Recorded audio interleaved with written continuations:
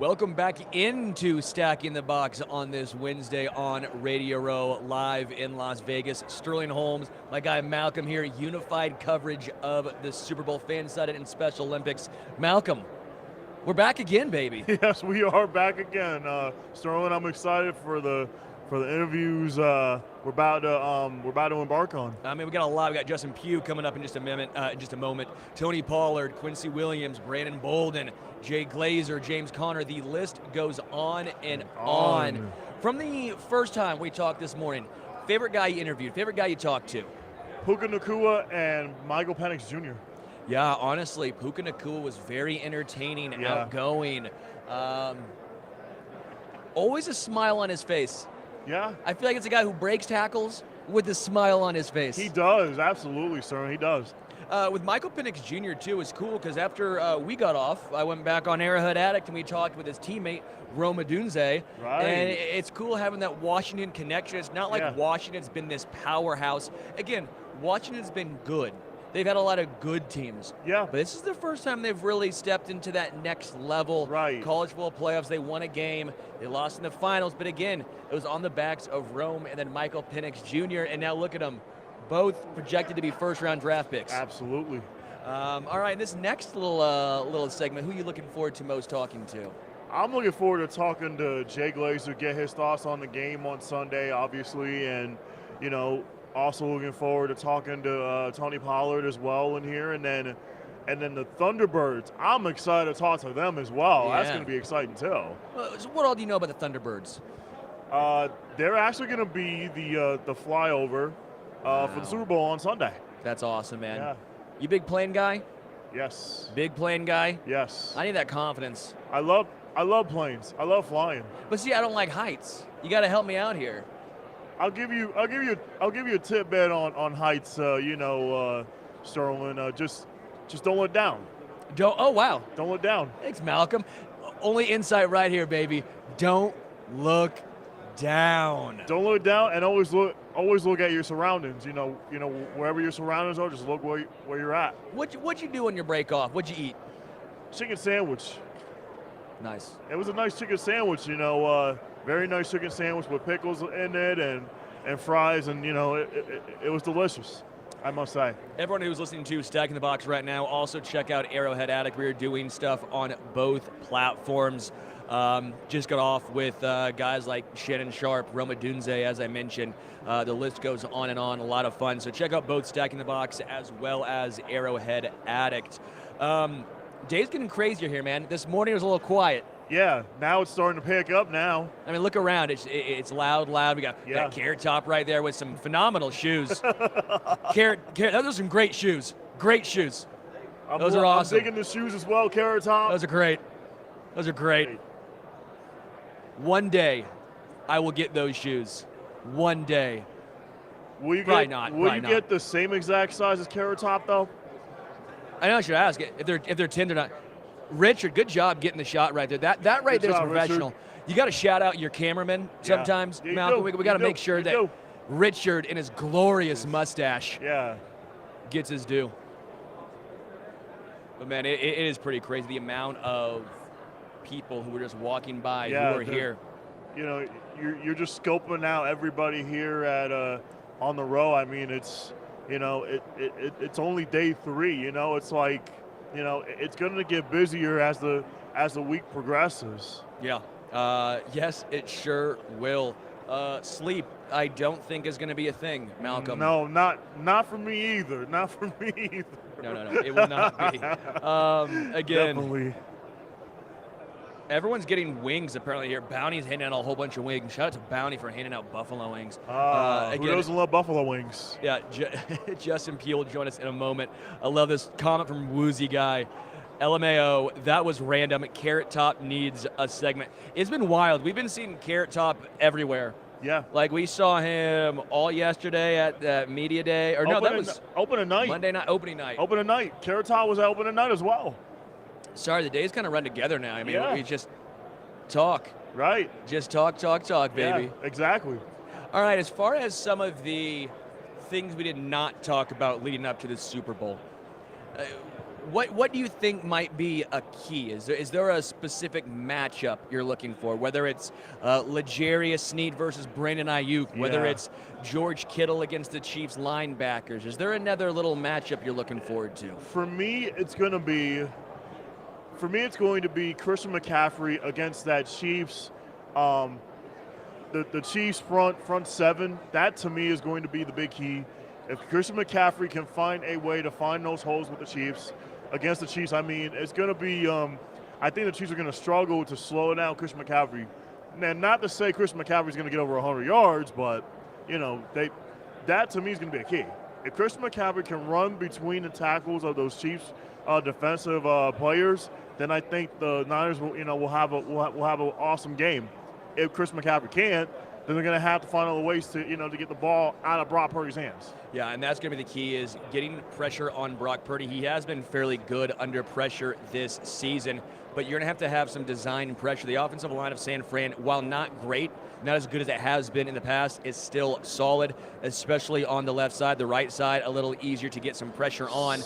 I wonder if we will see a little bit of exotic blitzes yet again from Steve Spagnuolo, whether that's Trent McDuffie, L'Jarius Sneed, Drew Tranquill, Willie Gay, and then again Leo Chenal. Talking to Leo Chenal the other day on opening night, and Leo was enjoying playing a little bit of that edge rusher. Leo Chenal was enjoying getting a chance to pin his ears back and get after the quarterback. Again, we probably won't see it outside of maybe a handful of times. Right. But again, you don't know, and that is the versatility that the Chiefs defense possesses player-wise, as well as what Spagnuolo has in his arsenal.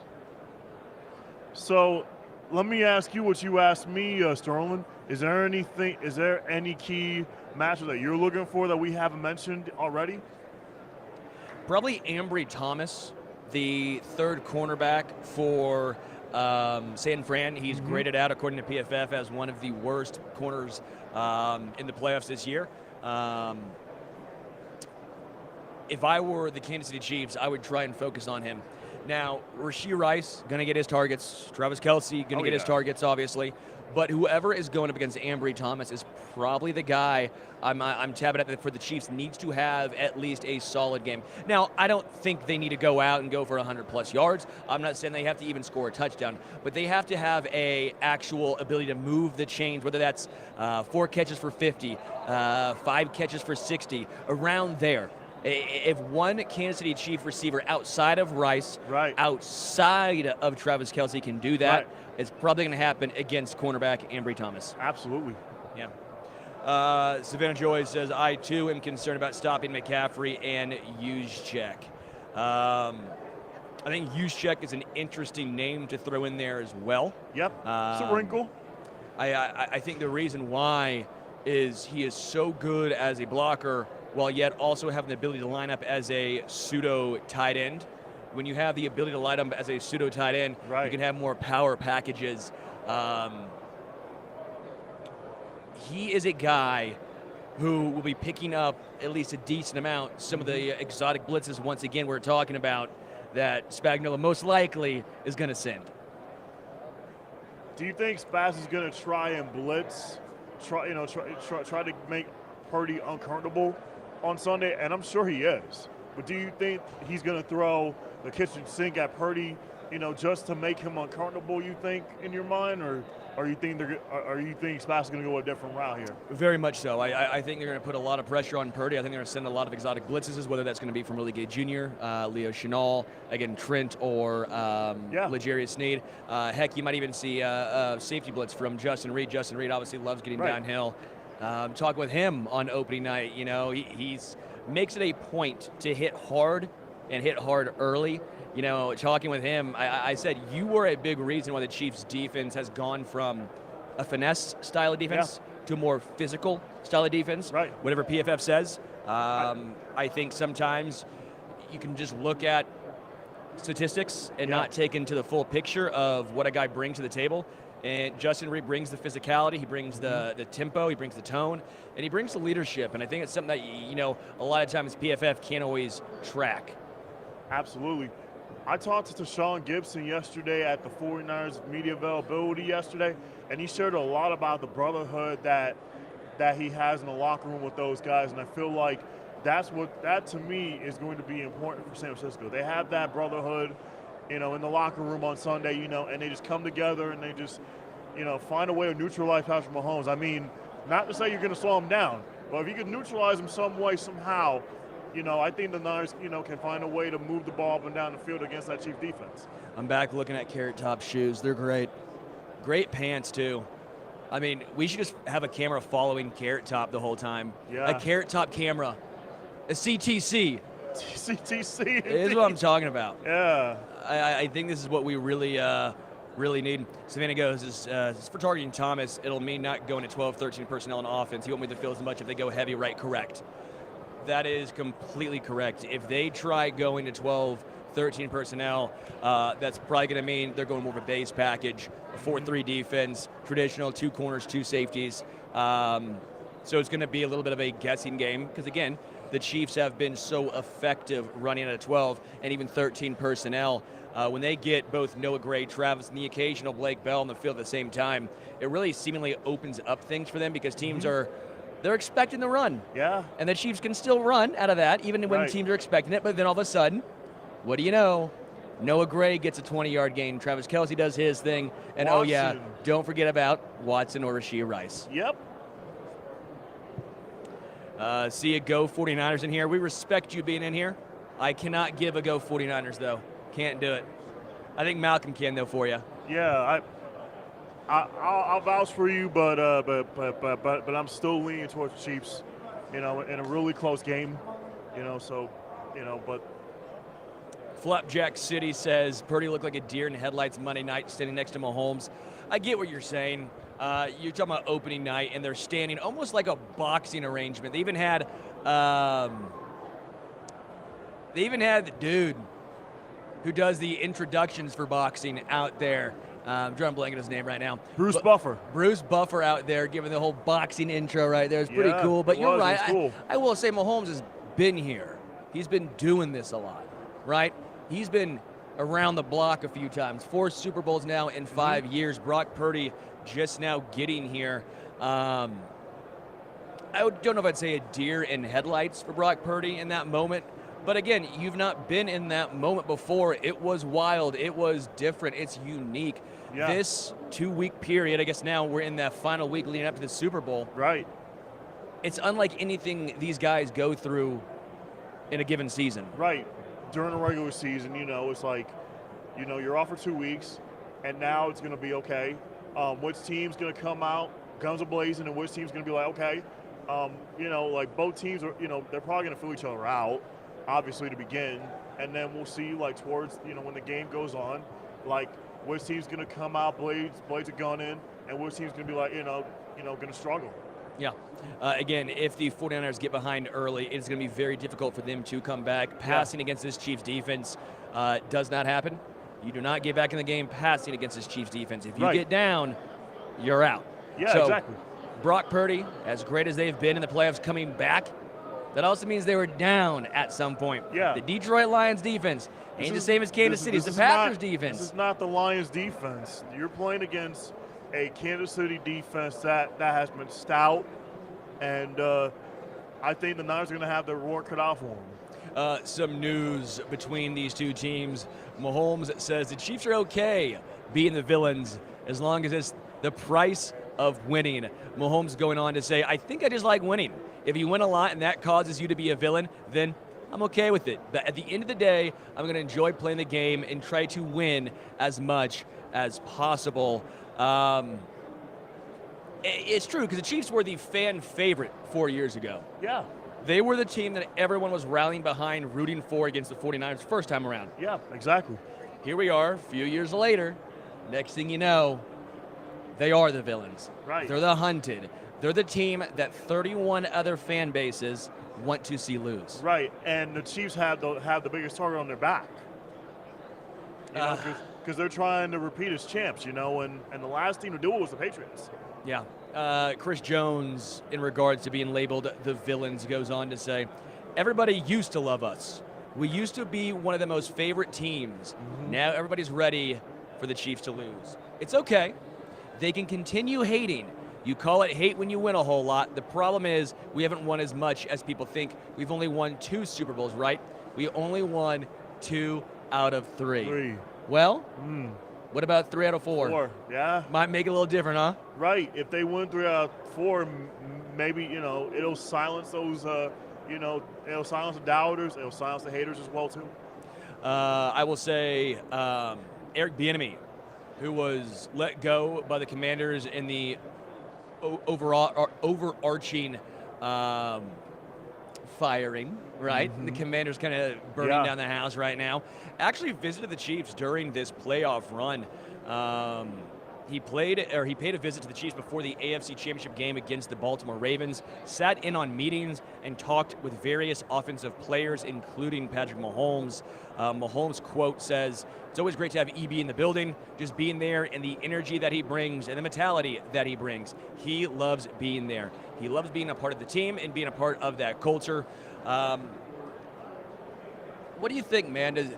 EB sounds like the head coaching opportunity is not going to be there. Yeah. Now he went from the OC at Kansas City thinking like it was going to be a chance for him to upgrade his ability to get a head coaching position when he went to become the OC in Washington. Right. That didn't happen. He's now out of a job. Where does Eric Bieniemy go from here? I would love for him to go back to Kansas City. Just the way he was able to run that offense.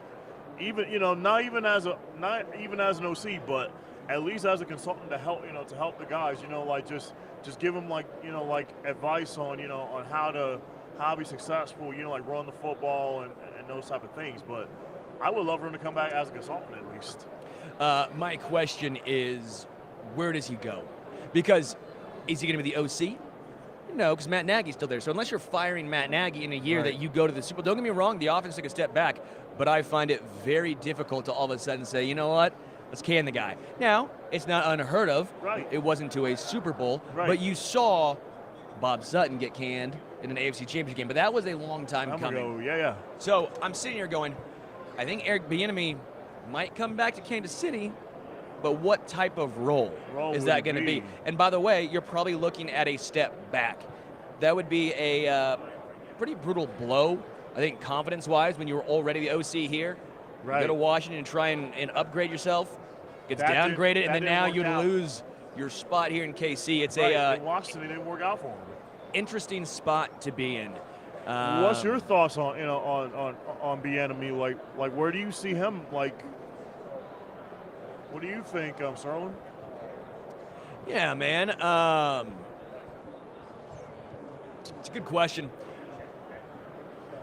I think you're probably looking at an OC job. I mean, maybe he does come back to Kansas City, but again, you won't be the OC here. So it's going to come down to what he wants. Does he want to go back to what's fun, what's comfortable, or try something new? Getting joined now by Tony Pollard, running back for the Dallas Cowboys. How you doing, Tony? How you doing? Doing good. I like the little red outfit there. That's nice. Nice jacket right there. Appreciate it. All right, so you're here with Sleep Number. What do you got going on with Sleep Number? Been partnered with Sleep Number for a while now. It's just the effect that it has on your game. It's hard to ignore it. So just partnering with them, it just was a no-brainer for me.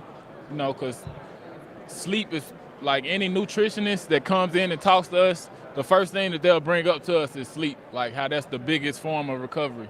Yeah. So just keeping that in mind, it was a no-brainer. Man, I'm jealous because I need a Sleep Number bed. Just in Vegas. We're obviously here in Vegas. A little interesting, right? You don't sleep a whole bunch here. I woke up this morning like a pinched nerve in my back. I need me a Sleep Number. I need to find my number. Yeah, Sleep Number, they can fix that. They can get that right for you. Hey, Tony, what's it like playing with Dak? I don't even know how to explain it. I guess it's normal to me. I've been playing with him since I've been drafted. I've been with him since day one, so it's a normal day for me playing with Dak. For you, you've now had back-to-back seasons over 1,000 yards on the ground. 1,000 yards is still the benchmark for a really good running back. And what's interesting is you look at this year, not as many 1,000-yard rushers, but still there you are on that list. What's that like for you to get to that benchmark? That means a lot. I have to give thanks to the trainers, at Dallas, Britt, working with him, Britt Hansen, those guys, getting me back right, rehabbing. And, just being able to push through with coming off of a broken leg, torn ligaments in the ankle, and still do that, that was big. Yeah, how are you able to do that? I mean, just the recovery process of that. I always find it interesting. I know sometimes as fans and media, we hear injuries, we hear torn ACL, you hear the recovery, but you don't know what it's really like to go through that. What's it like going through that to try and get back to football shape? It's a grind. It's a nonstop grind. There's no off season. I got hurt in the playoff game, so our season was done after that. I got surgery like a day later, and then after that, I went straight to treatment, to rehab, to hitting it and getting it back at it. So it was a nonstop grind. So you played at Memphis in college. What's the difference with you being running back at Memphis to the NFL? What's that transition like? What's the difficult part about transitioning from college to being an NFL type running back? I would say the scheme is a big difference from college to the league to where I am now. College, we were more of a spread offense, like to run the ball out of the shotgun a lot, things like that. Every once in a while we would get some runs on the center, but it wasn't often. And in the league, I feel like it's more under center runs. Mm-hmm. Well, it's really more balanced at this point. Yeah. It's more towards the balance side of it. So, just those little differences in the scheme. 15, 28, 39, 39, 55. Can you guess those numbers? Something to do with your career. Say it again. 15, 28, 39, 39, then 55. That's your receptions from your rookie year into now. You're known as one of the best receiving backs in the NFL as well. You're balanced, right? Mm-hmm. What do you bring to the table when you get the ball in your hands? Because you are so explosive. Do you almost prefer to be a pass-catching back at times compared to the grind on the ground? It's just with open space, it's possibilities are endless. You make one or two moves, make a guy miss, then it's off to the races. So, it's definitely, it has its pros and cons, but I would say it's pretty fun out there on the outside getting the ball in space. You obviously had a nice tandem with Ezekiel Elliott, right? Then he's gone. Now you're the number one guy in charge. What was that transition of power almost? What did that look like for you? Being more responsible with my body, doing more treatment, doing more things beforehand before an issue comes about. Just staying on top of things, getting massages, getting body work like that throughout the week to make sure, I'm good to go for the week and be able to play the entire season. Yeah. Is there a player that you try to model your game after? Growing up, I wanted to be like Reggie Bush. That was the player that I looked at and wanted to model my game by. That's a good one, man. Good. Reggie Bush is always the guy. Mm-hmm. It's never a bad answer. Do you have a Mount Rushmore of all-time running backs? I haven't made my own, but I don't know. Are we saying like all time? You can do anyone you want. College, pros, NFL, anyone you want. Anyone you want. I will go. What is Mount Rushmore? Is it four heads or? Yeah, four heads. Four heads, yes. I'm gonna go Barry Sanders, Walter Payton, Marshall Faulk. Nice. And he had a short career, but I feel like if he was healthy, it would have been one of those, Bo Jackson. Oh, man. Well, you're talking to guys from Kansas City. Yeah, I love me some Bo Jackson. I know he's a Raider, but he also was a Kansas City Royal, too. Yeah, he was a Kansas City Royal, absolutely. What's the hardest and easiest part of being a running back, Tony? The hardest part, I would say, being able to take the punishment day in, day out throughout the course of a season. The easiest part, I would say, is what's the easiest part? Ain't no easy part. Ain't no easy part being running back, I can tell. Damn. I would say the having your sleep number bed. The fun part would probably be the touchdown celebration and getting the attention. So you got a favorite touchdown dance that you do in the end zone? Nah, I ain't never been a big dancer. I was old school, laid back. I try to act like I done been here before. So When it comes to Jerry Jones, he's obviously the most unique owner probably in the NFL. He's the most hands-on, right? Uh-huh. What's it like having him as the owner of the team? I mean, it's different for sure. Yeah. You get used to it after a while. You get used to the attention, the media that comes around with him, and just his presence. Being a Dallas Cowboy, you get used to the media, just all of it. So it's a great experience having a guy like him coaching. I mean, the owner. He pops in for practices every once in a while, but randomly he may just drop in on the helicopter and then be like, "Oh, that's Jerry." So it's Jerry's world, baby. Yeah, definitely. When it comes to, go ahead. I want to ask your thoughts about the game on Sunday, Tony. What's your let's talk a little bit about the game on Sunday between the Niners and Chiefs. So, give me your thoughts on that. It's gonna be a close game. It's gonna be a good game, but I can't go against Mahomes. I can't. It's a good answer right there, I can't Tony. go against Mahomes, man. It's a good answer right there. In regards to Mike McCarthy, what does he bring? Obviously, he brought the Super Bowl pedigree when he came down to Dallas. The regular seasons have been really, really good. What does he bring, and what do the Cowboys need to do to get over that hump? He brings, him being from Philly, it's a certain vibe, a certain energy he gives off that's contagious to the team. And, just him bringing that energy and, just bringing physicality to the team, just making sure that all the guys are, ready to go on game day. He's a great coach. I would say he's a player's coach. Yeah. So someone that, the players would definitely love to have be their coach. Yeah. Is there a favorite restaurant you like to eat in Dallas? It's so many steakhouses. you got D. Lincoln's, you got Del Frisco's, you got Perry's, STK. I can't even I don't know which one the best. All of them good to me.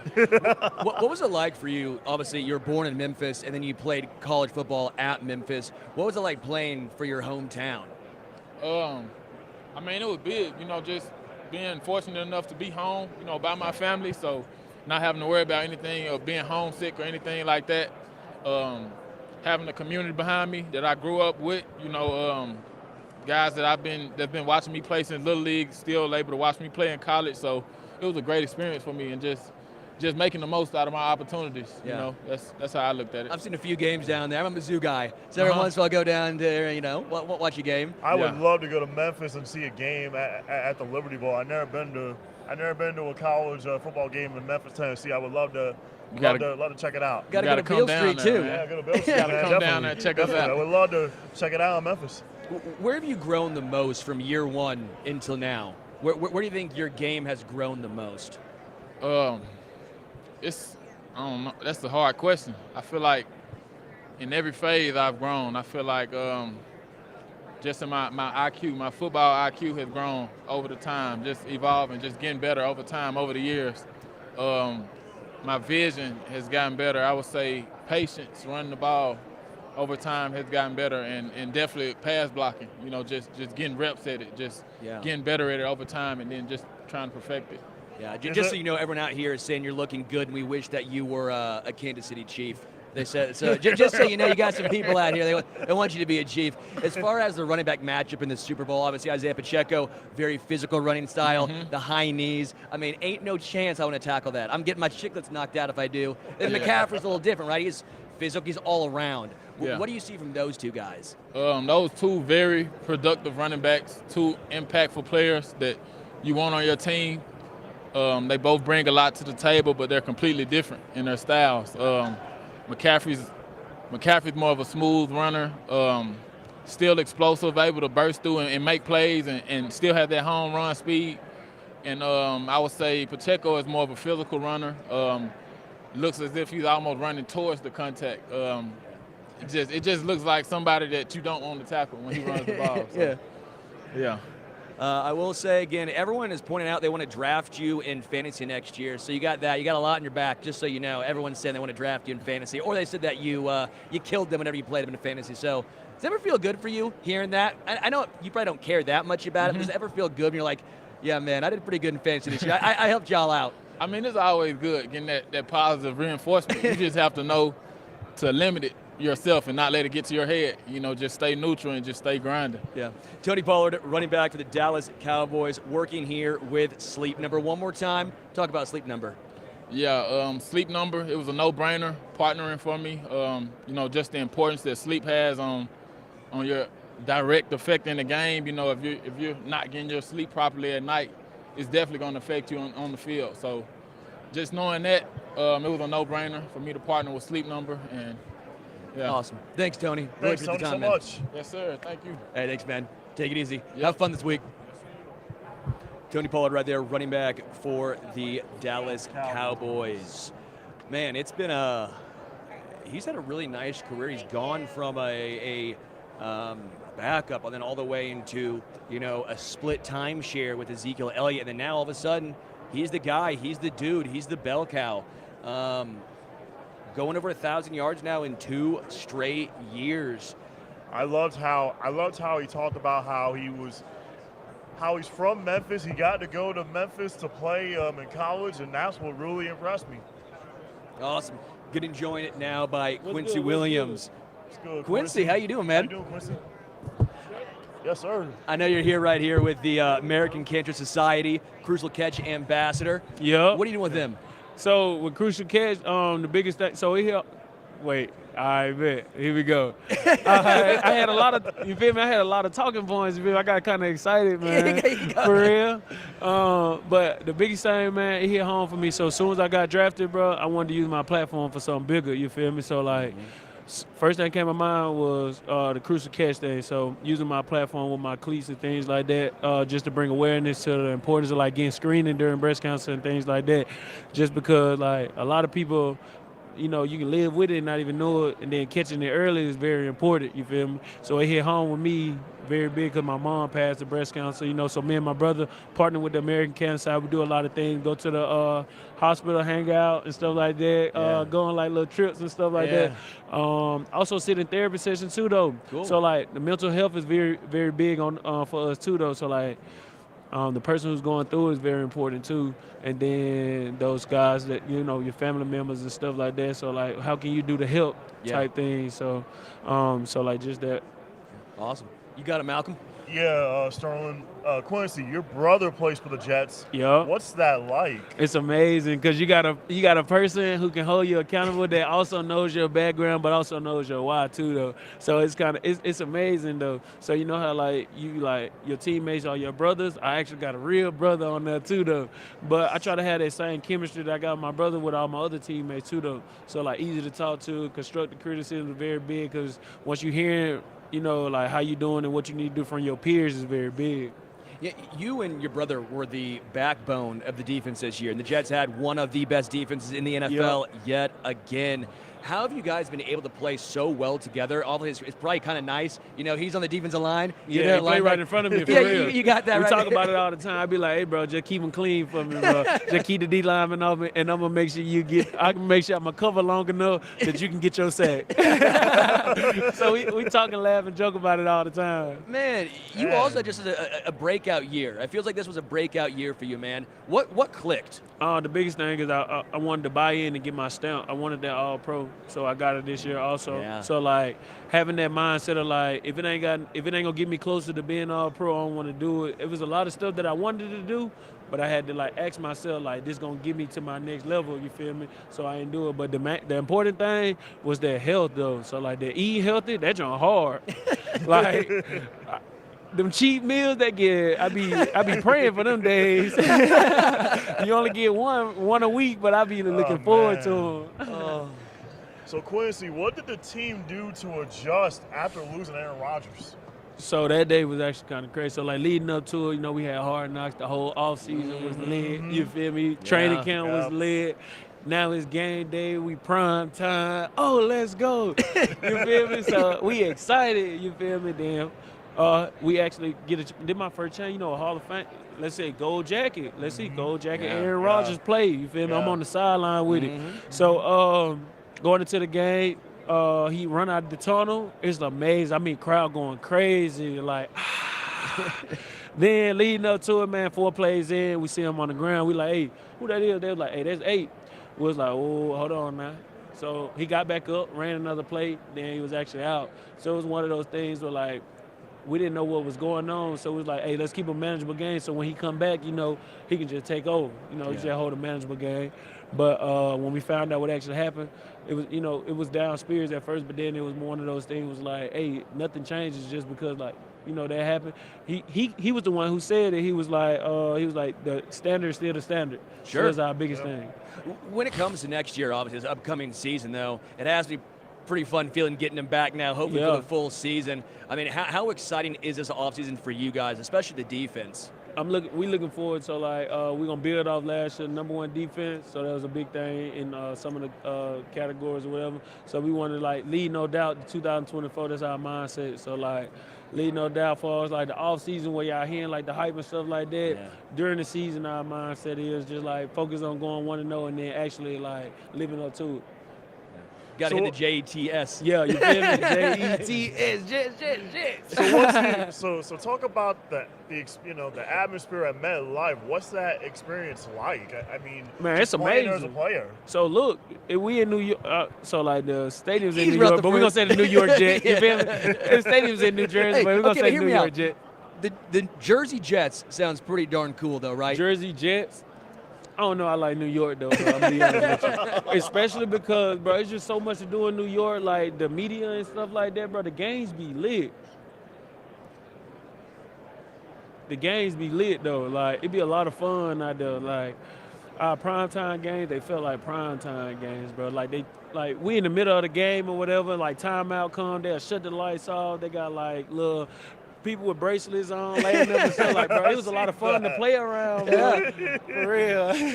I know you guys play the Chiefs this year, right? Yep. Actually, a really close game. They're here in the Super Bowl right now. Beat the Eagles, you feel me? So it's like, hey. Yeah, makes the green. The green's for the Jets, not the Eagles right there.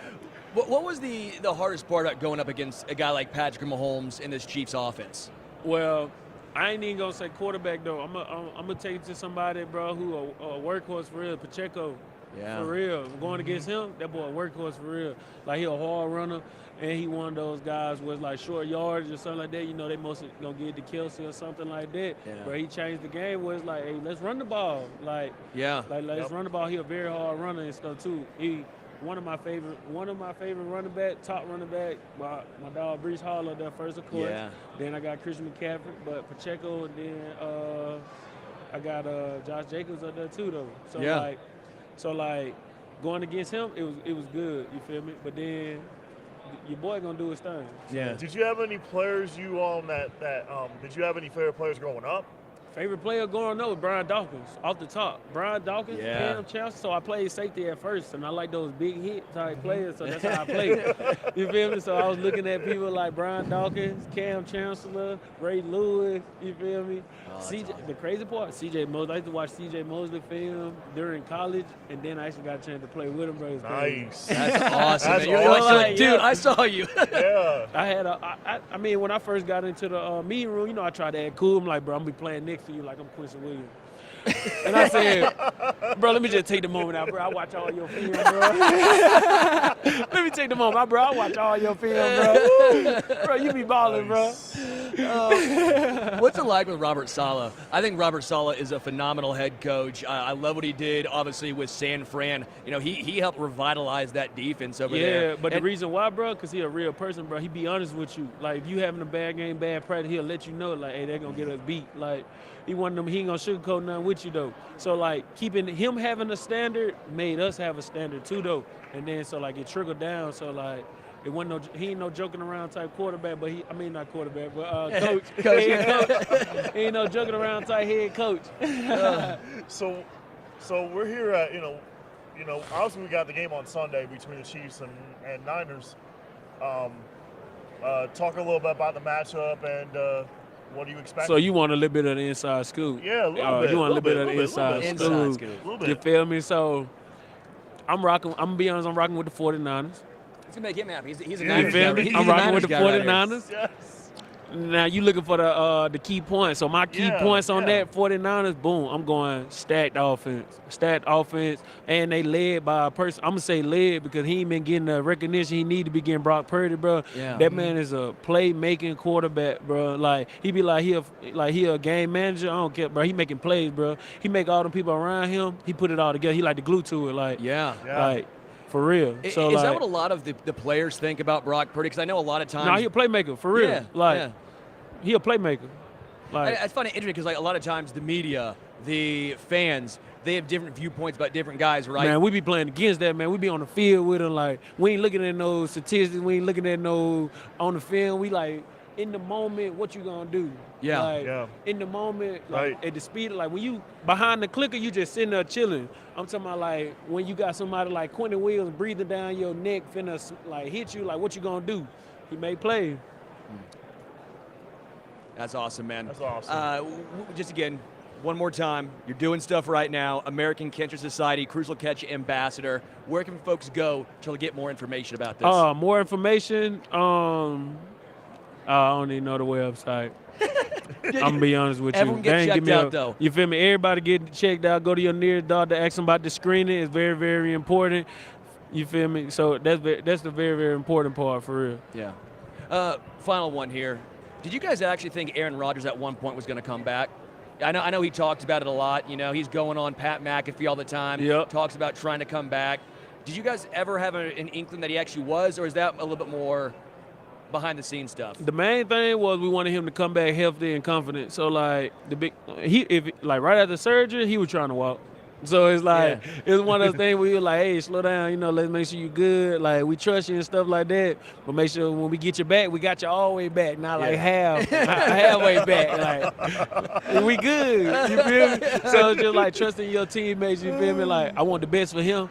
Like I want to win, but hey, I want the best for you too, though. Yeah. Quincy Williams, again, Jet right here, hey, man. Thanks for having me, This man. is awesome, man. I'm really happy for you guys, for you playing with your brother. I mean, that's so cool. I'm excited for you guys next year. I mean, the Jets, I think, have a really good team. They have a good chance. AFC's deep. When you get a defense like that. Yeah. So we're going to get a couple more pieces and stuff like that this offseason. I think all our coaches and stuff are back. Coaching staff going to be back. Yeah. So, it's going to be fun. Awesome. Thank you so much, Quincy. Thanks I really appreciate that. Hey, take it easy, man. Again, he's going from Beale Street to right here in Vegas, baby. He knows. This man's gonna know how to do. From Beale Street to New York to Vegas. Oh man, that's a big city, man. Right? That's gonna have some fun. Okay, we'll have Justin Pugh next. Jay Glazer a little bit later. He got pushed back. Justin Pugh coming up next. Getting a few comments, questions right here in the chat. Man, we got some Niners, Chiefs fans. Hey, ELE, y'all.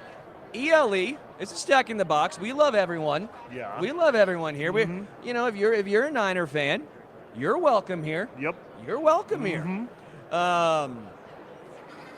Yeah, Flapjack, I did ask that. I didn't even see that. So you're going to ask the dude, did everyone in the locker room really believe Rodgers is coming back this season?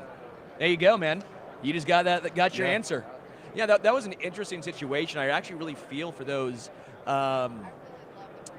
defensive players because they were on the field so much. They were so excited because the defense was electric the year prior. Yeah. The defense was so good, but the offense just like, if they got a quarterback, they were going to take that next step. I truthfully thought that when Aaron Rodgers became a Jet, I go, they are a legit threat. Sterling, the Jets have a championship-level defense, but it's their offense that's just anemic at times where it's like, they're going to do something, but then it's like, okay, Zach Wilson is like so hesitant to throw the football and not get it to your playmakers like Sauce Gardner and those guys. I mean, even Wilson, like getting those playmakers. I mean, the Jets have a championship-level defense. It's just their offense just needs to be better. Yeah, and that's why I think if you are a Jet player right now, you'd see how palpable his excitement was for next season. You see what it means when you have a Hall of Fame quarterback. Again, whatever your thoughts are on Rodgers, he's a Hall of Fame quarterback. Absolutely. We saw what he did his last year in Green Bay. Fine, I get it. May have been a little down, Right. That's still good enough to take them at least to the playoffs. So if you are a Jet, if you are a player, especially on the defensive side of the ball, I think you got to be pretty damn excited. We're going from New York to New York now. from Jet to Giant. Justin Pugh. No, I don't.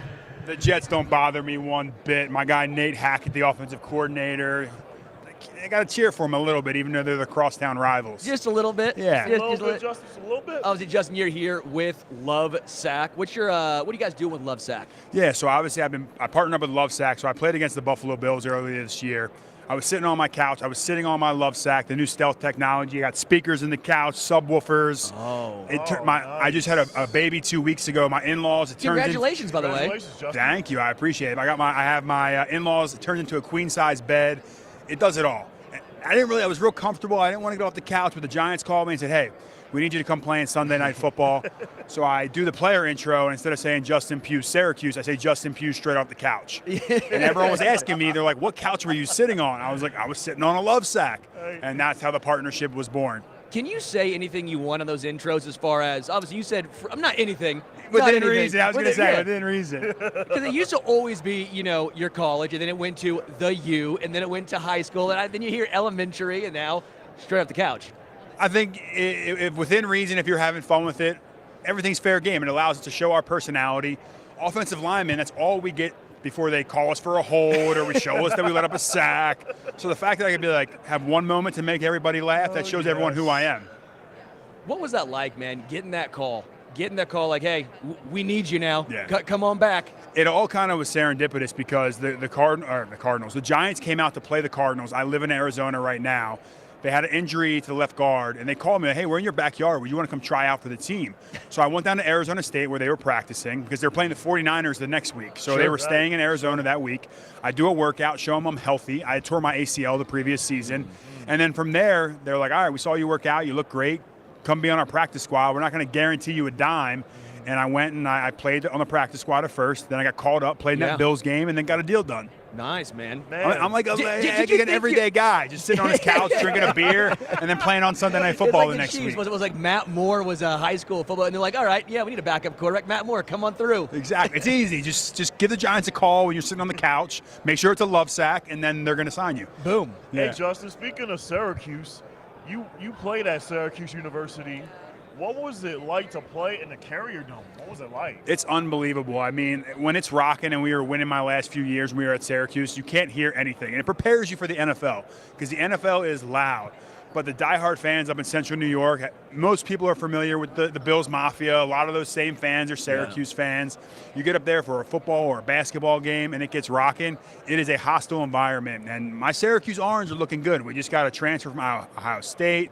We're getting transfers from Alabama. It is a good time to be an Orange fan. Well, also Tommy DeVito, he went to Syracuse, right? A little gabagool, you man. got that right there, of course. What was that like? Obviously, didn't lap over at all as far as your time at Syracuse. I'm a little bit older.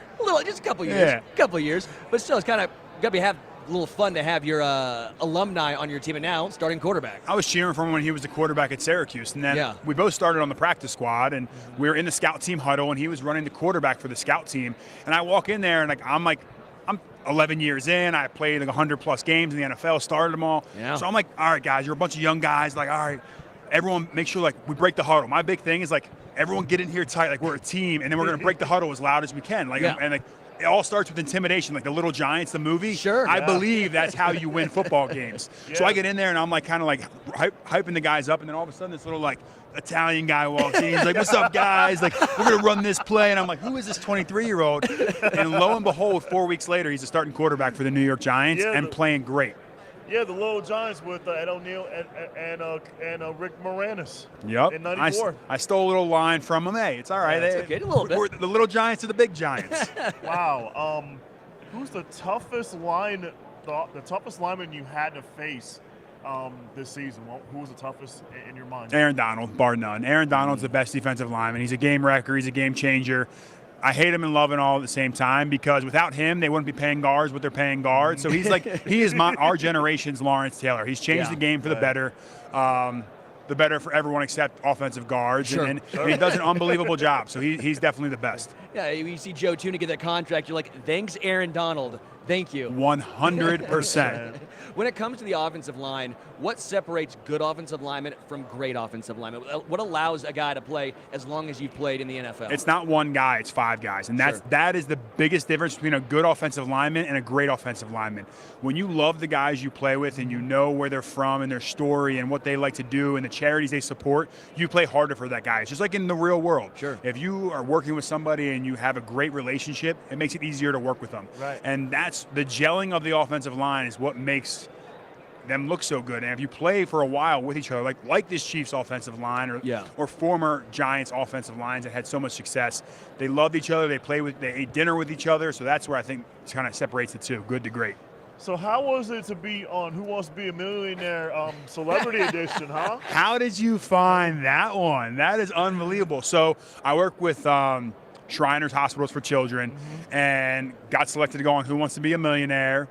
So I got to go on the show, and I'm nervous as heck because I don't, if you get asked a question that's easy and you don't know it, you're going to embarrass yourself. Right. Terry Crews is the host at the time, and we drive up there, and we go to the show, and all of a sudden, I'm down to my last lifeline, and I have $10,000 for the charity, and the question is like a question about an actor in a movie, and I don't know the answer, and I'm like, Terry Crews is like, well, you have $20,000 if you walk away, $10,000 if you guess wrong. It goes down to $10,000. Sure, He's like, sure. Why don't you just guess and you make up the difference? You donate the extra $10,000. So Terry Crews is like, just pick one. And I'm like, well, I know it's not C, and it was like whatever the guy's name was. That ends up being the answer. So the only one I eliminated myself was the answer. I get booted off the show. Terry Crews, I bucked up and paid the difference. He put you on the spot. What was I going to say? I'm not going to give money to Sorry, charity. I'm done. So Terry Crews, if you're out there, you still owe me $10,000. Still owes you $10K, huh? Come on, Old Spice. As far as the Chiefs tackles go, it was obviously well documented their penalties this season. Yeah. As an offensive lineman, I think specifically I'll go with Jawan Taylor here.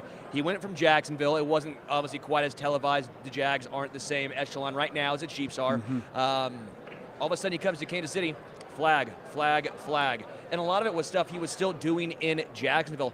What does that do mindset-wise for an offensive lineman? You're like, I'm doing the same thing I've always done, and all of a sudden now I can't do it? Well, I can speak to that to a T. My first game against Buffalo, I didn't know the silent cadence, and it's so nuanced. The center puts his head between his legs, and he brings it up, and as soon as he brings his head up, he snaps the ball. So the tackle looks in, and as soon as the center brings his head up, he turns and sets to try to block the defensive end. Let's start with, we're going backwards, and Von Miller and Khalil Mack and Bosa get to go forwards. It's not a fair fight. No. They're more athletic. We don't know where the quarterback is. They have every advantage. So the one thing that we try to get is snap count. And if Jawan's gotten away with it for the last 5-6 years, now all of a sudden he did get away with it the first game, and the whole world went crazy. So, of course, Lane Johnson gets it all the time in Philadelphia, too. But if it's split second, the rest give us a split second. So penalties are part of it. You only talk about offensive linemen when they get penalized. Our job is so freaking hard. Cut us some slack here, NFL, but everyone wants to see production. They want to see their favorite DN get a sack. So I feel for those guys because it is such a tough position. Go ahead, Malcolm. So you mentioned linemen as being the toughest position in the NFL. What's so tough about it, and what's the easiest part? The toughest part is it's 5 guys working as one. So if I do my job or I don't do my job and the other 4 guys do, we look bad. If one guy lets up a sack, it looks like the offensive line is. I will say defensive back is probably the hardest position, then offensive line. We're in very similar boats. Right. Defensive backs, you're working in conjunction with the whole field, though. We're only in like a tight phone booth. So both of those are very tough. The hardest part is when you're down in the game, they know you're going to throw it, and it's just one-on-one pass rush. Right. And all those guys have to do is beat you once, and they have a Hall of Fame career. You get beat once a game for a sack, you're getting fired. You're going back to the love sack, sitting on the couch. The best part is when you're up in a game and you get to run the ball, and they can't stop it. That's the best part. Man. Steve Spagnuolo is very unique in the way he blitzes. Yeah. What does that do for an offensive lineman having to try to adjust? Obviously, now you're not just worried about Chris Jones. Now you have to worry about Trent McDuffie and L'Jarius Sneed, Willie Gay Jr., all these guys.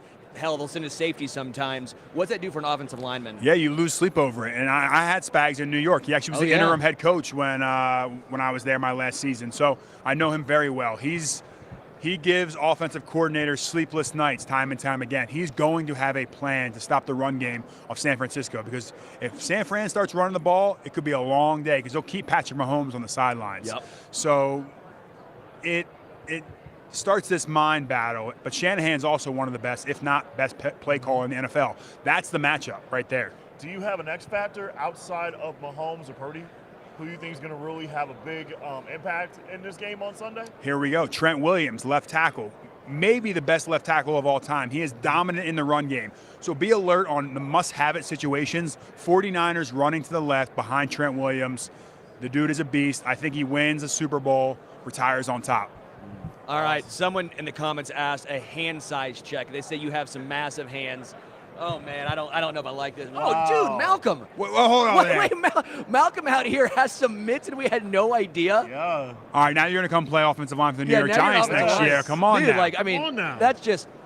And I'm laughing because we always do the when they do the quarterback combines Yep. and you see the hands. So I got 9-inch hands, which is normal size. That's Joe Burrow size. Speaking of Giants, Look at that. I mean, well, me and Malcolm's Malcolm got- shake hands. Yeah. We're all the way up to It's forearm right there. Yeah. We ain't messing I'm around. telling you, Justin, like Giants-wise, I've never been to a Giants game, and I used to live in New York, but I never got a chance to really go to a Giants game. Malcolm, you're killing me. You're killing me. At MetLife, never. Not even. All right, how about close. this? You come to a game next year. I'm on the team. We'll get you to a game. But if not, we just heard FIFA, the World Cup, the final at MetLife Stadium. Like, that's a good time to get to there as I well. would love to come to a game next year. All right, perfect. Just tell Joe Shane, re-sign me. We can get everyone to a game over here. Absolutely. Joe Shane, you better resign him. If you don't, Malcolm's going to be sad. Look at You those make him hands. Look sad? at those Yeah, hands, with Joe. these hands, Joe, I'm going to be disappointed. He might play left guard. Maybe no right tackle. He'll go with you. Perfect. Same side. Absolutely. You'll get his back. Absolutely. All right, final question, because I always find this interesting.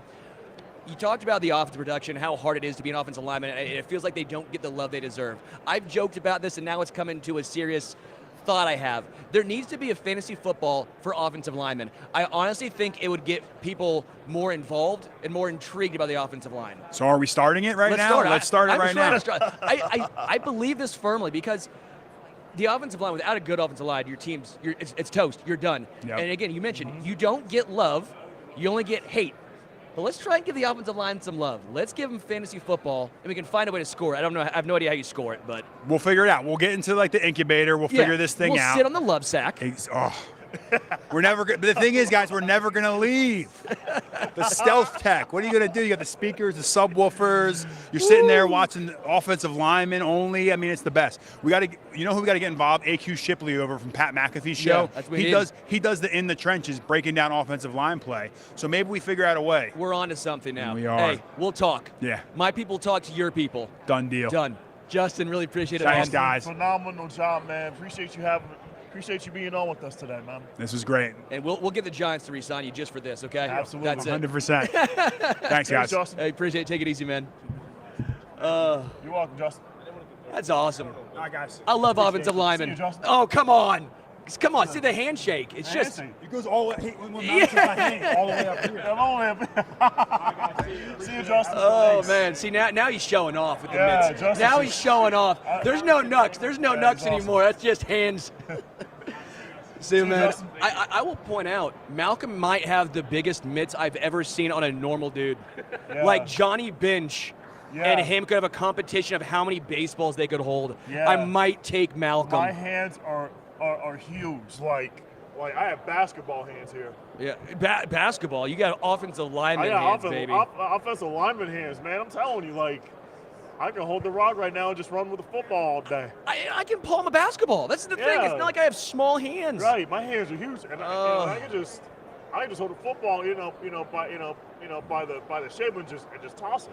Justin Pugh, man, again, offensive lineman for the Giants. Justin Pugh was hands down amazing. That might be my favorite interview you've done today. Me That too. was so much fun. Yeah, me too. Like so far, like Justin Pugh has been amazing today for me. Just so entertaining.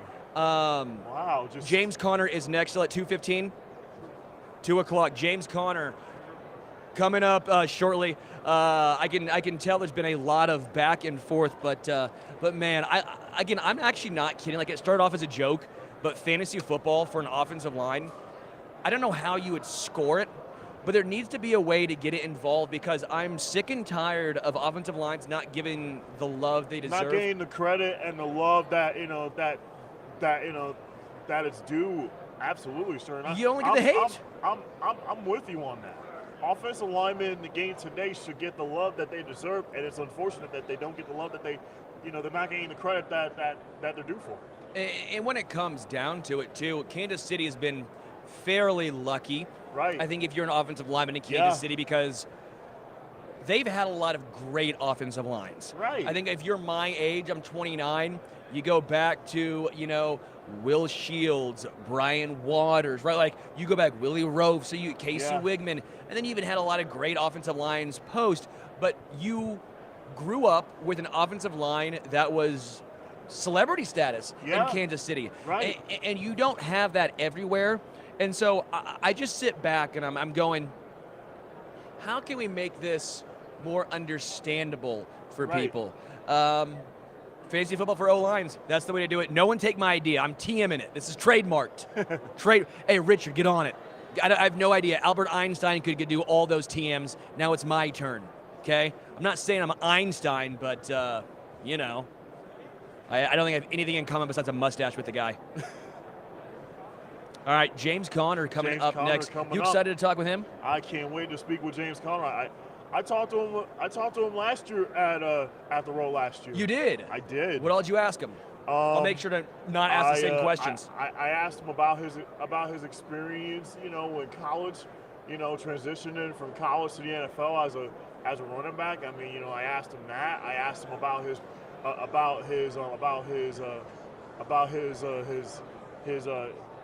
prediction for the game last year. Just talking about the X's and O's. From the Chiefs and the Eagles last year. I mean, James Conner was a phenomenal person to talk to last year. Yeah. No, I'm very, very excited to get to talk to him very quickly. I'm going to ask a question off air to Hunter, so I apologize. Who's James Conner brought to us by? Circle K? We have a drink to check out, too? I'm all in. James Conner, Circle K, and we get drinks? Dude. Wow. Can you say all in? Hey, what happened to the M&M peanuts I got earlier? Dan Marino gave me peanuts, and whatever happened to your peanuts there, Sterling? I won't eat them on it. I'm not. But when Dan Marino gives you peanuts, look at those hands. You see those hands? These are my favorite. You like peanut butter M&Ms over traditional M&Ms or peanut? Oh yeah, dude. I'm peanut M&Ms. Yeah, peanut butter. Peanut butter. Peanut butter M&Ms. They're top tier. I'm peanut butter M&Ms all day long. Right here, this guy says, we love our O-lines in KC. I got a picture of Trey and Creed's back to school and their Jack Stack t-shirts on my desk at work. And I don't even live in KC, so it definitely turns. So, yeah, man. So true, though. I mean, just like, I love the fact that the Chiefs understand, a lot of Chiefs fans understand the full picture and not just hyper-focused on Madden or fantasy football. I wish all the other teams would follow the Chiefs' blueprint. Just have respect for the offensive linemen and not based it off of Madden or FanDuel or these other things. And just pay respect to the offensive linemen. They deserve all the credit in the world. All right, next question I have whenever James Conner comes up, right here from Savannah, says, when Conner comes up, ask for a stiff arm tutorial. We can do that. Savannah, you've had some good questions. You're making me look like an idiot each time, but you've had some good questions. I'll grant you that. I'm loving your questions, Savannah. I don't know if I love them or if I'm I love them. Let's be real. It's kind of funny. Yeah. You're making me look like a buffoon, if you will. But if that's what it takes, I'll look like a buffoon for it. Hey! It's all about having fun. That's why we're here. And I'm having an absolute blast. Me too. Here with you, Malcom. I've been having a blast too, Sterling.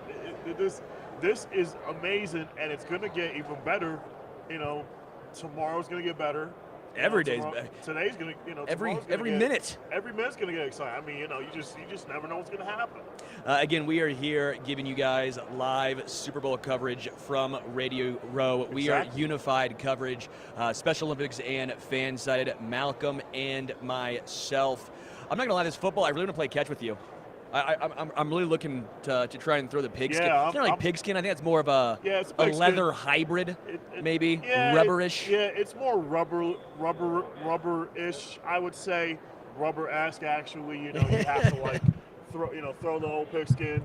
Here we go with James Conner now. James Conner. Brother, how you been? James Conner. I remember James you Sterling, from last man. How you year. doing? If you drink scissors, Oh my gosh. I can tell him not to open it. It's up to you. Let's do it.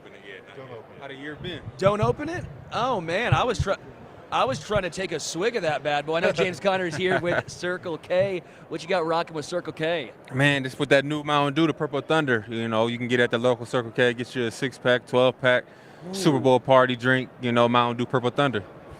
Wow. What flavor? It's berry plum? Yeah, berry. I mean, come on, how exclusive can it get? Man, come on. You're making me want to drink this right now. You can take a sip, just fountain it. You're hurting. Fountain that bad boy. Just fountain it, yeah. You got it. James, I'm so glad. I'm so honored to talk to you again. Just like a year ago, I mean, at the row, and I want to ask you, like, what's the easiest and hardest part of being a running back? Like, just share that a little bit. The easiest part, man, is what's the easiest part? The easiest part is just get to doing what you love to do.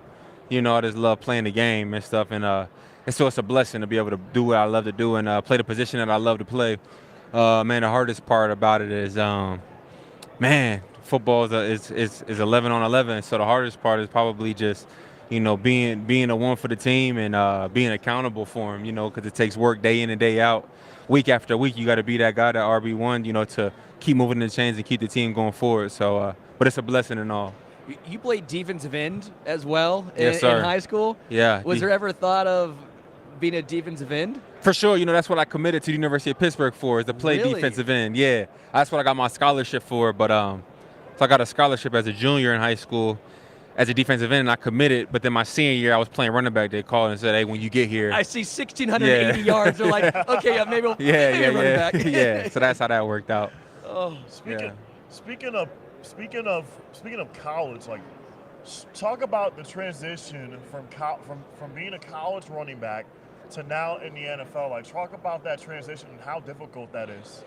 Man, it's just everything just gets taken up a level. When you get to the NFL, it's every team is good. In college, you'll have those teams where you feel like you can maybe just beat them with no problem. But that's not the case in the NFL. So it's just a full-time job, and just being ready. It's just a different level of ball. Before we talk about Arizona, I want to talk about your time in Pittsburgh really quickly. I've always had just immense respect for Mike Tomlin. I think his record of never having a losing season. Incredible, I mean, it's just absurd to me. What was it like having Mike Tomlin as a head coach? Oh, man, it was awesome. You just you learn so much, about life, aside from becoming a better football player. So Coach T is just awesome, man. He's a leader of men. He's really consistent, loyal. So Coach T, man, is just somebody that you can count on, and he'll be there for you for sure. Man, James, you've dealt with adversity in your life and also as a player. What's your advice for those that are dealing with adversity? Yeah. Like, what would you say to those that are dealing with it as we speak? Man, I would just say that it's temporary, and it's better on the other side. You got to keep pushing. Life is hard. Sometimes you got to do hard things, but that's where the reward is. You got to earn it. You got to earn it, man. So I would just tell them, keep going, man. And it's temporary. The hard times right now in life is just temporary, and there's better days ahead. We got a fun question on the chat right here. I'm told to ask you for a stiff arm tutorial. You don't have to do it to me, but yeah, Mal, what about you guys? Can I show the stiff arm on you? I'm messing with you. Nah. So that's what we got. That's what we doing right now. The stiff arm. Don't ask you for a stiff arm. No, man, you're not gonna get me. Yeah.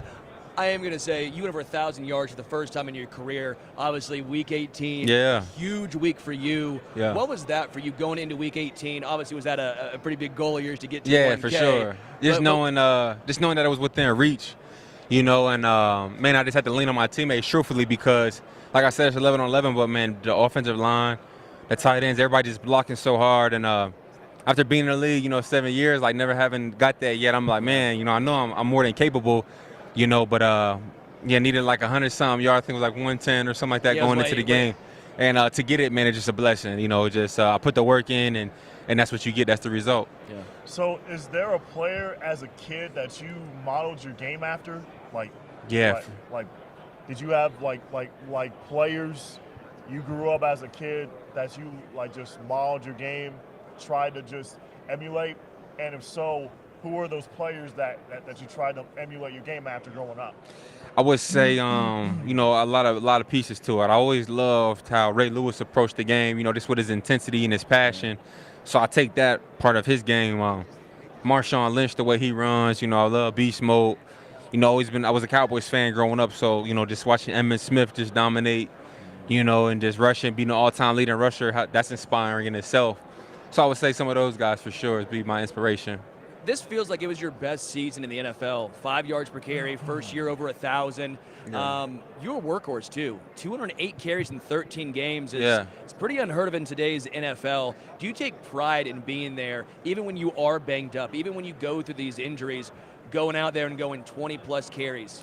And effective 20-plus. It's not No just 20 for 60. It's 20 for 100. For sure, man. It's man, the opportunities are limited in itself. You know, you only get 17, and so you know you have to fight through some injuries, and you know you have to just deal with some things. But the opportunities are slim, man. So I just want to be available and be ready and be that back that they expect me to be for the team. How has the position changed since the start of your career? How has the running back position evolved since you've been playing? Man, I think they say it evolves just because there's so many different styles, but there's some guys who are still traditional with it, some guys who are more of pass catchers, some guys who are still speedsters. I only can be me and just play my game, you know what I mean? So I just play what got me here to this level, a physical brand of football, and just try to be available and be the best, receiving back and pass protecting back I can be. So I think everybody has a different style. You just got to know your style and play it well. How hard is it pass protecting as a running back in the NFL? I think that's one of the more underrated aspects of what makes good running backs great, right? Absolutely. You take pride in being a great pass protector. Yeah. Right? I think especially as a young player, that's one of the first things they need to do to get onto the field. Exactly. How do you grow and get better as a pass protector? Man, you grow and get better by being one of those young guys who wasn't on the field because they didn't know what he was doing, Man, like they couldn't put me in the game if I didn't know how to protect Ben Roethlisberger. You know what I mean? So it was a growing pains for sure with that. But that's the difference what separates them. You got to be willing to step up there and be unselfish and make a play for somebody else when you're not getting the ball. Yeah. So let's talk about the matchup on Sunday between the Chiefs and Niners. What's your thought on the matchup, and who's your X factor outside of Mahomes and Purdy? I think I got KC taking it. I think I got them winning it. The X factor for both teams, I feel like Chris Jones on the defensive line making a game-wrecking play, maybe a sack fumble or something like that.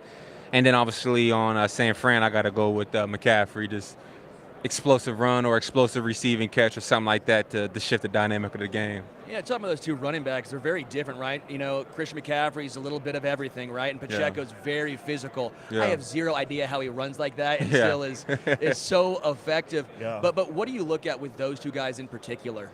Man, just game changers. The last couple of games, Pacheco's been closing it out. That 4-minute offense late in the game. And then McCaffrey just, having 3-4 touchdowns a game. It seems like, they just get him the ball any way they can. So I just see two backs who really love the game and who are very talented and work extremely hard. And that's why they're both on this biggest stage. And so may the best team win. Yeah. Do you have a favorite restaurant in Arizona? Favorite restaurant in AZ, what I have to say that would be, what I love out there. I don't know, man. Even though I've been there going on 3 years, I'm still kind of trying out a whole bunch of new spots, man. So the steakhouses out there are really good. All the, the top brands are good.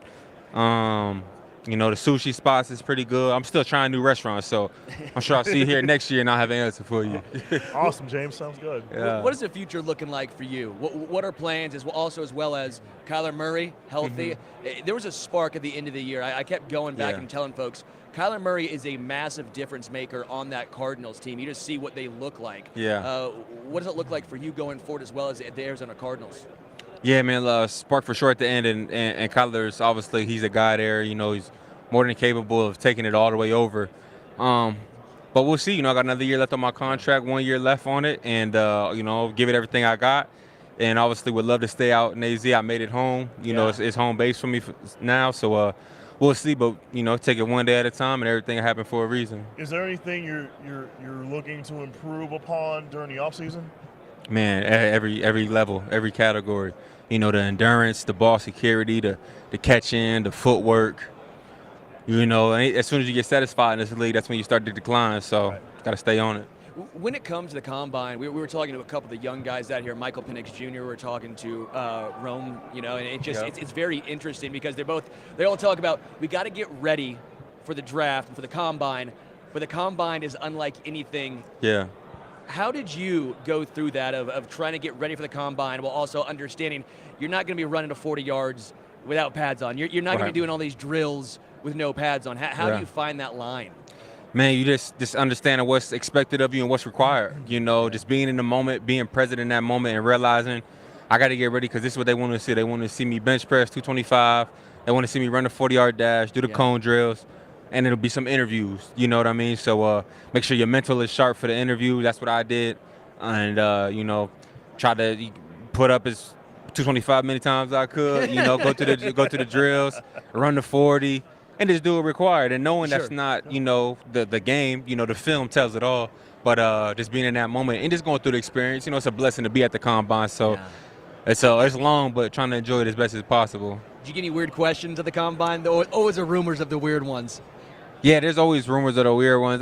Thankfully, I didn't get nothing too crazy, but I've heard some off the wall stories that almost can't even repeat. So I don't even know how that works. But thankfully, I didn't get none wild.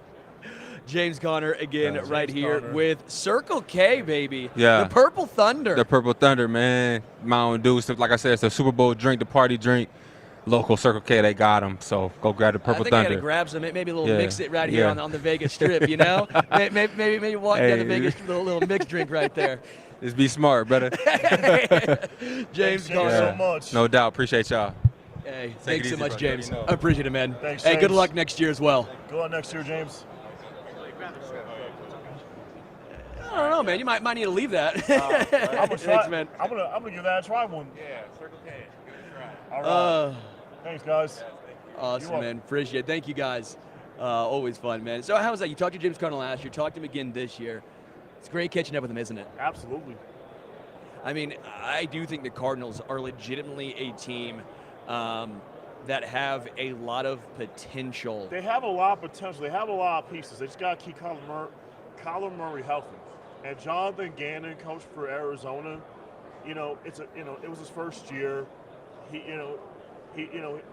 learning a lot on the fly. So, give him at least a couple more, give him another year, and Arizona's going to be a team that's going to contend in the NFC West. I really do believe that Kyler Murray, at least for right now, is the right guy in Arizona. Yeah. I think we got so caught up in the Call of Duty story. Yeah. We got so caught up in the contract, we forgot of how talented a player he really is. I know injuries were always going to be a question mark at his size, but when you look at what he does when healthy, and you also look around the NFL, Joe Burrow's a big dude. Yeah. He's getting injured a lot. Right. I think you take a chance on a guy who's as big as a game changer as Kyler. You kind of look at what Kyler did in college as well at Oklahoma. He was the same way. You can go back to Jalen Hurts as well, same way. Built the same way, It's just you gotta stay healthy in the NFL, in order to win championships. Honestly, if you don't stay healthy, you're not gonna win. You're gonna struggle. Man, it's been a fun day. It's been a long day. Yeah, it's been fun. I think he liked my idea. He told me to. What are you looking at over there, Richard? Oh, different camera. I'm doing stuff. Sorry, I got caught. You got sidetracked. I got sidetracked. I mean, I am like a squirrel. Yeah. In fairness, I'm very much like a squirrel. I did say, one of my friends texted me and said, a drunk guy is climbing the sphere, and then tagged me. I hate that this is my brand now. Oh, boy. I hate that this is my brand. And no, as I am here on Radio Row, 'twas not I that was the guy climbing. How do you climb the sphere? It's circular. Yeah, you couldn't climb the spear. It's going to be difficult, especially. It's so, all those lights you have up there and everything, it's going to be tough. I already told you, man, I don't like heights. That right there should tell you. Ain't me. Working on getting who the next guest is going to be. Talk between Jay Glazer, talk between John Runyan. We'll see. But either way, it's going to be fun. It will be. Tell you what, I wouldn't mind another offensive lineman. I like this offensive line talk. Yeah, I love offensive line talk as well. All right. Going back to the, what is this right here? Couple more questions.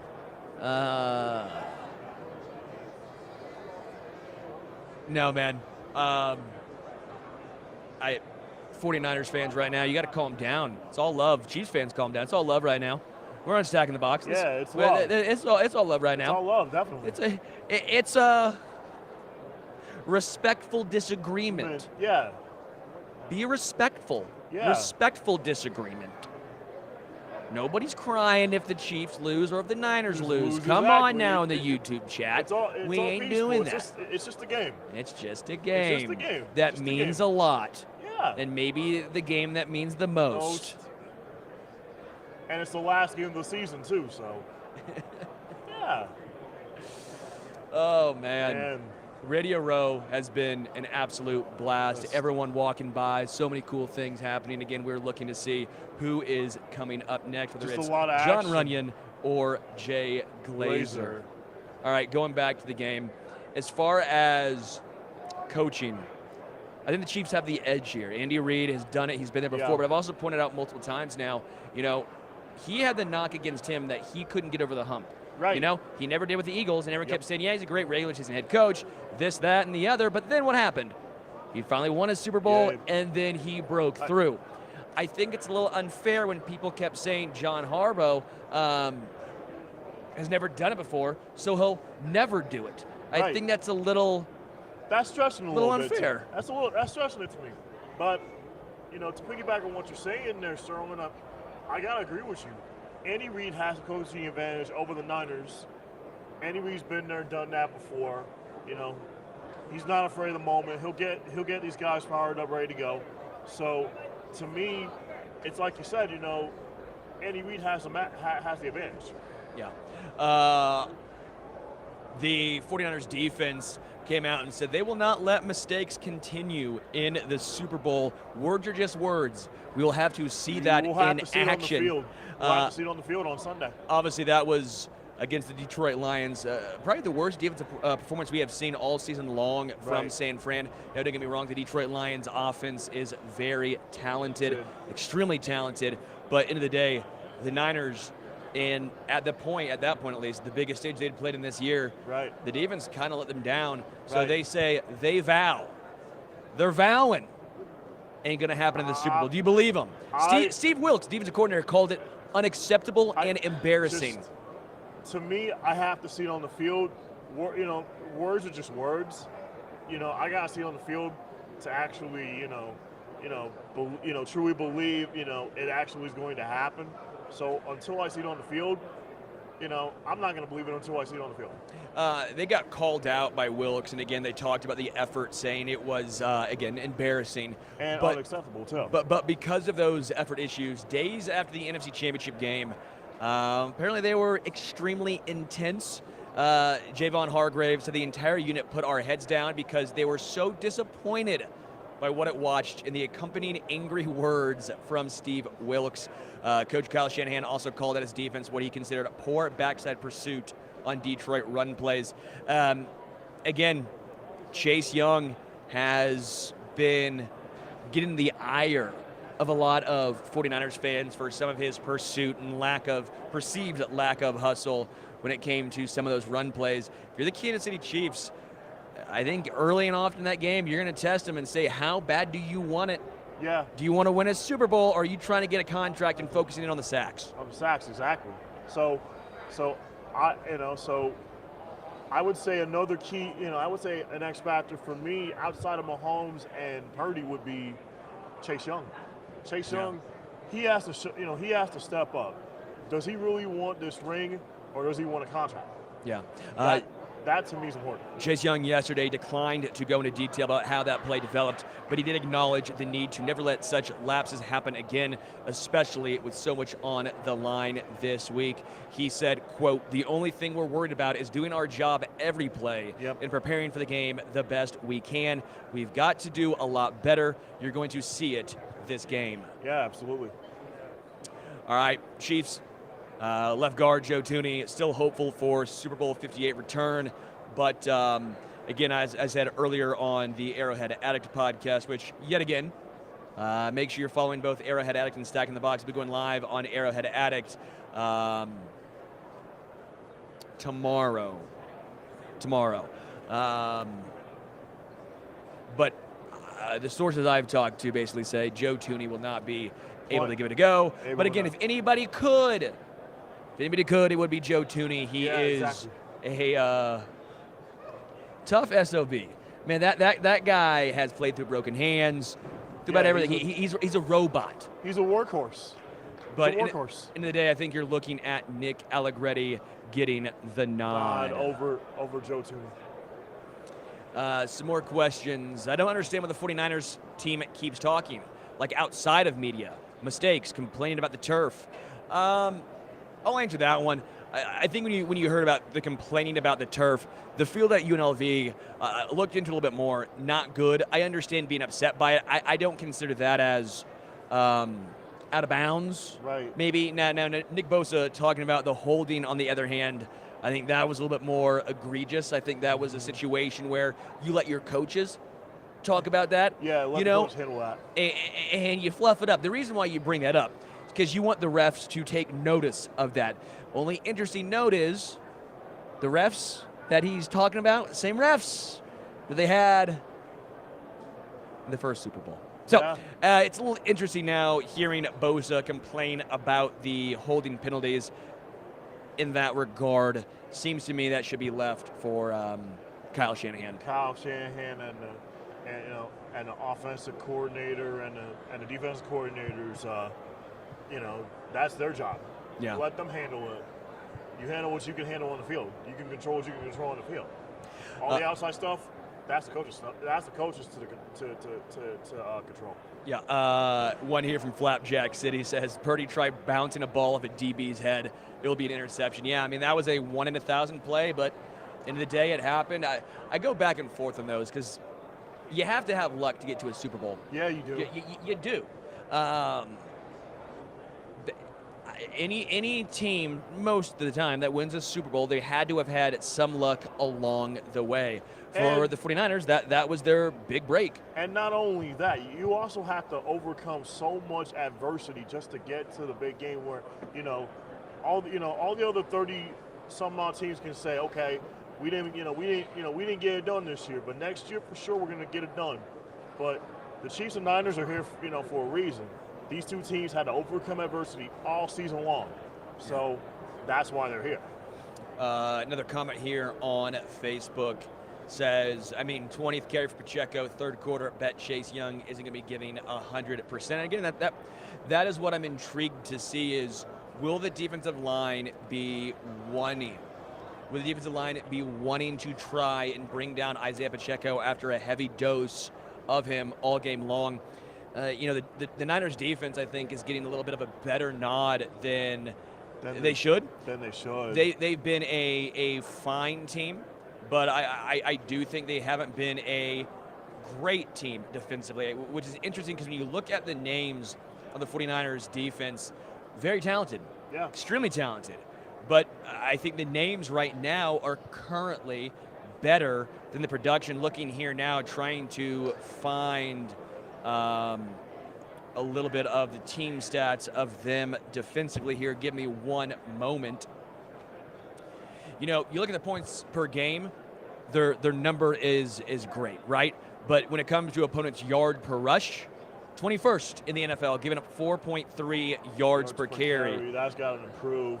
When you look at opponents' completion percentage, 20th in the NFL. Folks are completing 65% of passes against them. And let's be real now, Patrick Mahomes at the helm, that number is going to be a little bit higher. Higher than that. You look at the Sack percentage, 20th in the NFL. Now, where they do thrive, and you have to give them a lot of credit, they force turnovers. They are second in the NFL. And force turnovers. And on pass plays, when it's pass play, they're second in the NFL forcing turnovers, or at least getting interceptions. Now, Mahomes almost takes their strength away. Yeah. Like, when you hear what the Niners are good at, you're also looking at what the Chiefs' strength is. Mahomes in the postseason has had zero turnover-worthy throws. So you might be great at taking away the football. That's outstanding. But the issue is Mahomes ain't going to let you get in that opportunity. And if you don't force turnovers, if you don't take the ball away, you're not winning. No. 99.9% of the time, if you don't force turnovers, if you don't get interceptions, you're losing the game 99.9% of the time. Yeah. I see one here from Kobe Makes Photos. Says, which player will catch the designated lateral from Kelsey in the Super Bowl? I'll go MVS.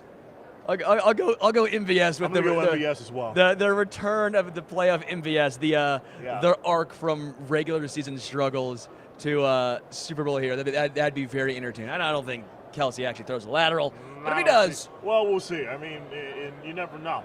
Yeah, if he does, we'll go MVS. Yeah, I'm gonna go MVS as well. See one right here. Boso is trying to pull a Chris Collinsworth, for being honest. I think it's a good point. Trying to bring light to something. And again, I don't have an issue if your coach does it, because you heard Steve Spagnuolo before they played the Dolphins in Miami bring up the fact that, hey, the motion's great, but make sure they're not moving upfield before the ball is snapped. Right. Right? And that was him trying to bring light to maybe they move upfield a little before they should, and they want the refs to take notice of that. Exactly. You've played basketball your whole life. A lot of times you'll point to a ref, hey, man, he's holding me here. Take a look at that. Do this. But you don't do it on the national stage if you are a player. No. You leave that for the coaches, and if you're a player, you bring it to the ref's attention pre and during the game. Right, exactly. All right, man. Jalen says, I have a hard time believing any player out there wouldn't be given 100%. It's the Super Bowl. I'm 100% with you, man. But also at the same time, would you do the same thing during the NFC Championship game? I don't know, man. We will find out who is next. Still trying to get a little bit of updates. We are working on that. John Runyan's next. Perfect. John Runyan in 3 minutes. Another. What was that? So we're told. We've had a little up and down, fortuitous roller coaster. Yeah. So it's been already been a crazy day on Radio Row. On Radio Row, absolutely. What's been your favorite part so far? Justin Pugh. Justin Pugh was my favorite. Yeah.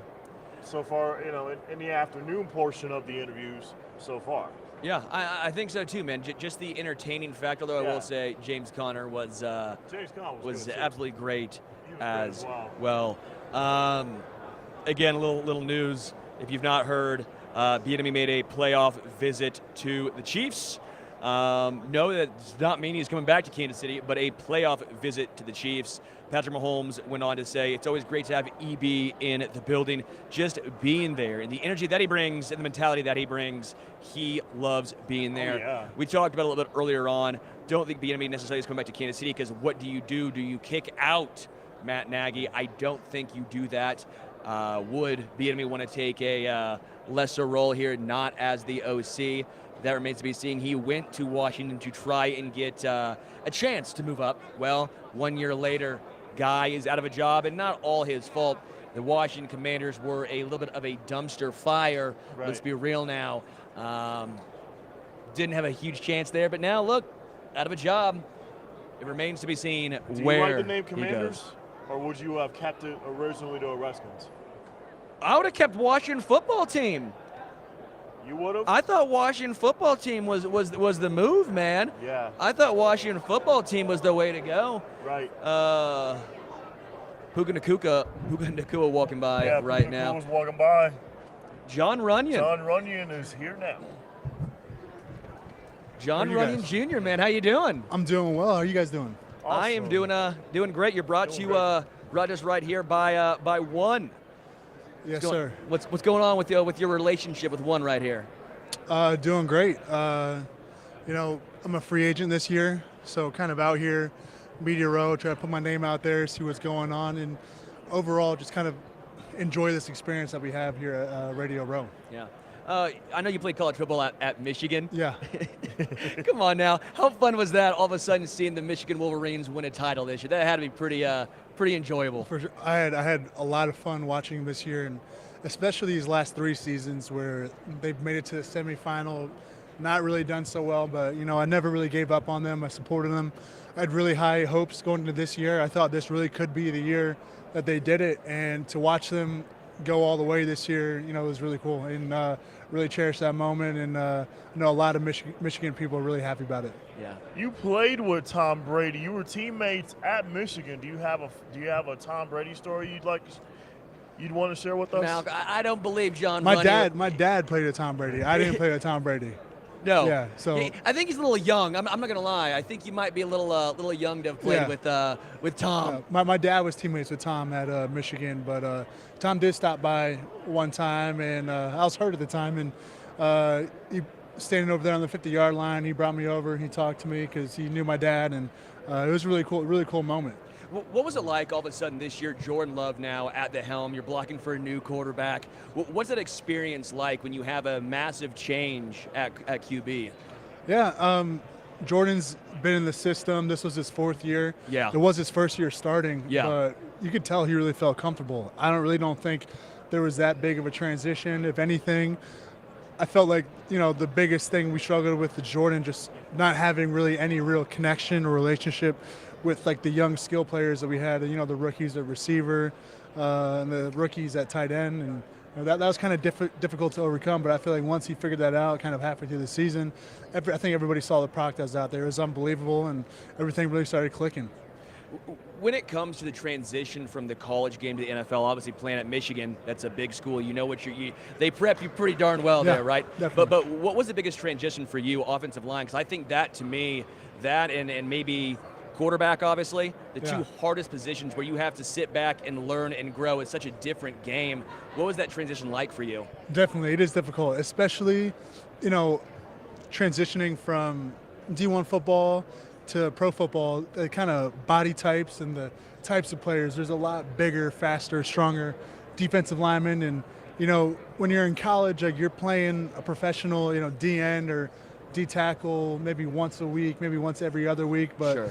And when you're in the pros, every single player you're going against is there for a reason, and they're playing for money, they're playing for checks, and they're going to bring it every single play, every single game. So there's really no plays off, and you got to be prepared for that once you step in there. Yeah. Toughest offensive tackle you've had to face? Ooh, toughest person I had to block, I'd probably say. I think Chris Jones is definitely up there. He's very big guy, and I'm sure he'll show out here in the Super Bowl. What does he bring that makes it so tough? What are some of the traits and skill sets of these elite defensive linemen that you have to block? What makes him so good and difficult? Yeah, it's a combination of things. Like really, like the 3 guys I really think of are Chris Jones, Jeffrey Simmons, and Aaron Donald. Simmons and Jones are, they're kind of similar in their style of play, just big bodies who are really good at their hands, really fast feet, and, they have that ability to bull rush you. But then there's guys like Aaron who maybe a different body type, but similar play style, and he's also very quick off the ball, and a lot of game film study goes into that and making sure you're prepared for it. And the guys are tough, and that's kind of the challenges you look for when you go out there and play every week. Hopefully, make sure you play well against them and have a good plan in there to protect and run the ball against them. And it's always a fun challenge. You always go play against one of the best. Yeah. Did you have a favorite defensive tackle growing up? Favorite defensive tackle growing up? I think it kind of worked out. I grew up an Eagles fan, and one of my favorite defensive players, I didn't really necessarily watch him, but it was Reggie White. And he was a legendary Packer and Eagle, and obviously those are probably two of my Eagles were my favorite team growing up, and say Packers are my favorite team because they drafted me, and Yeah. it's kind of special. So Reggie White is probably my favorite. You've started in 50 straight games. Yeah. That's pretty damn impressive. I mean, you look around the NFL, injuries piling up year after year after year, but you've been a constant guy there. How much pride do you take in that streak? I do. I take a lot of pride in kind of my durability. Being out there every game, no matter the circumstance, no matter if I'm dealing with something small or something big. I want to be out there for my guys so that they're comfortable and they know that I'm going to be there, going to have their back, and guys feel comfortable behind me, whether that's Jordan, Aaron Jones, AJ Dillon, and knowing that these pass catchers are going to get the ball as well and be there for my guys as well on the offensive line. I take pride in that. Going from left guard to right guard, how big of a difference is that just for a lot of people in the media or fans who are listening right now? I think some people say offensive line, it's plug and play, but obviously there's a lot of intricacies that go into it. What's the biggest difference from left guard and right guard right here? Definitely. Growing up, high school, college, I mainly kind of played on the left side, so I kind of feel like my body, my hips and my eyes and how my hands move and where I place them, they're kind of just used to the left side. And honestly, I haven't played much on the right side, but football is football. I'm going to be on the field as much as I can, and that goes back to just the durability, and it doesn't matter where it's at. I want to be on the field. I want to be playing. I want to be winning games out there with my buddies, and it is tough switching from left to right, but it's something you got to do. And at first, probably say like a week or two, you don't really start feeling comfortable doing it. Do you have a good Brian Dawkins story or Terrell Owens story? Yeah. I remember growing up in the Eagles locker room. I'd walk in the locker room after the games. I'd be hanging out in my dad's locker room, and it was kind of amazing walking in the locker room. Immediately to your right was Brian Dawkins' locker room, and then his locker, and then immediately to that was Weapon X's locker. And that was kind of his alter ego, and kind of like Wolverine, and that's the kind of what he kind of embodied when he's out in the field as Weapon X, Wolverine. And growing up, I didn't really understand it, but now looking back on it, I think it's one of the coolest things ever.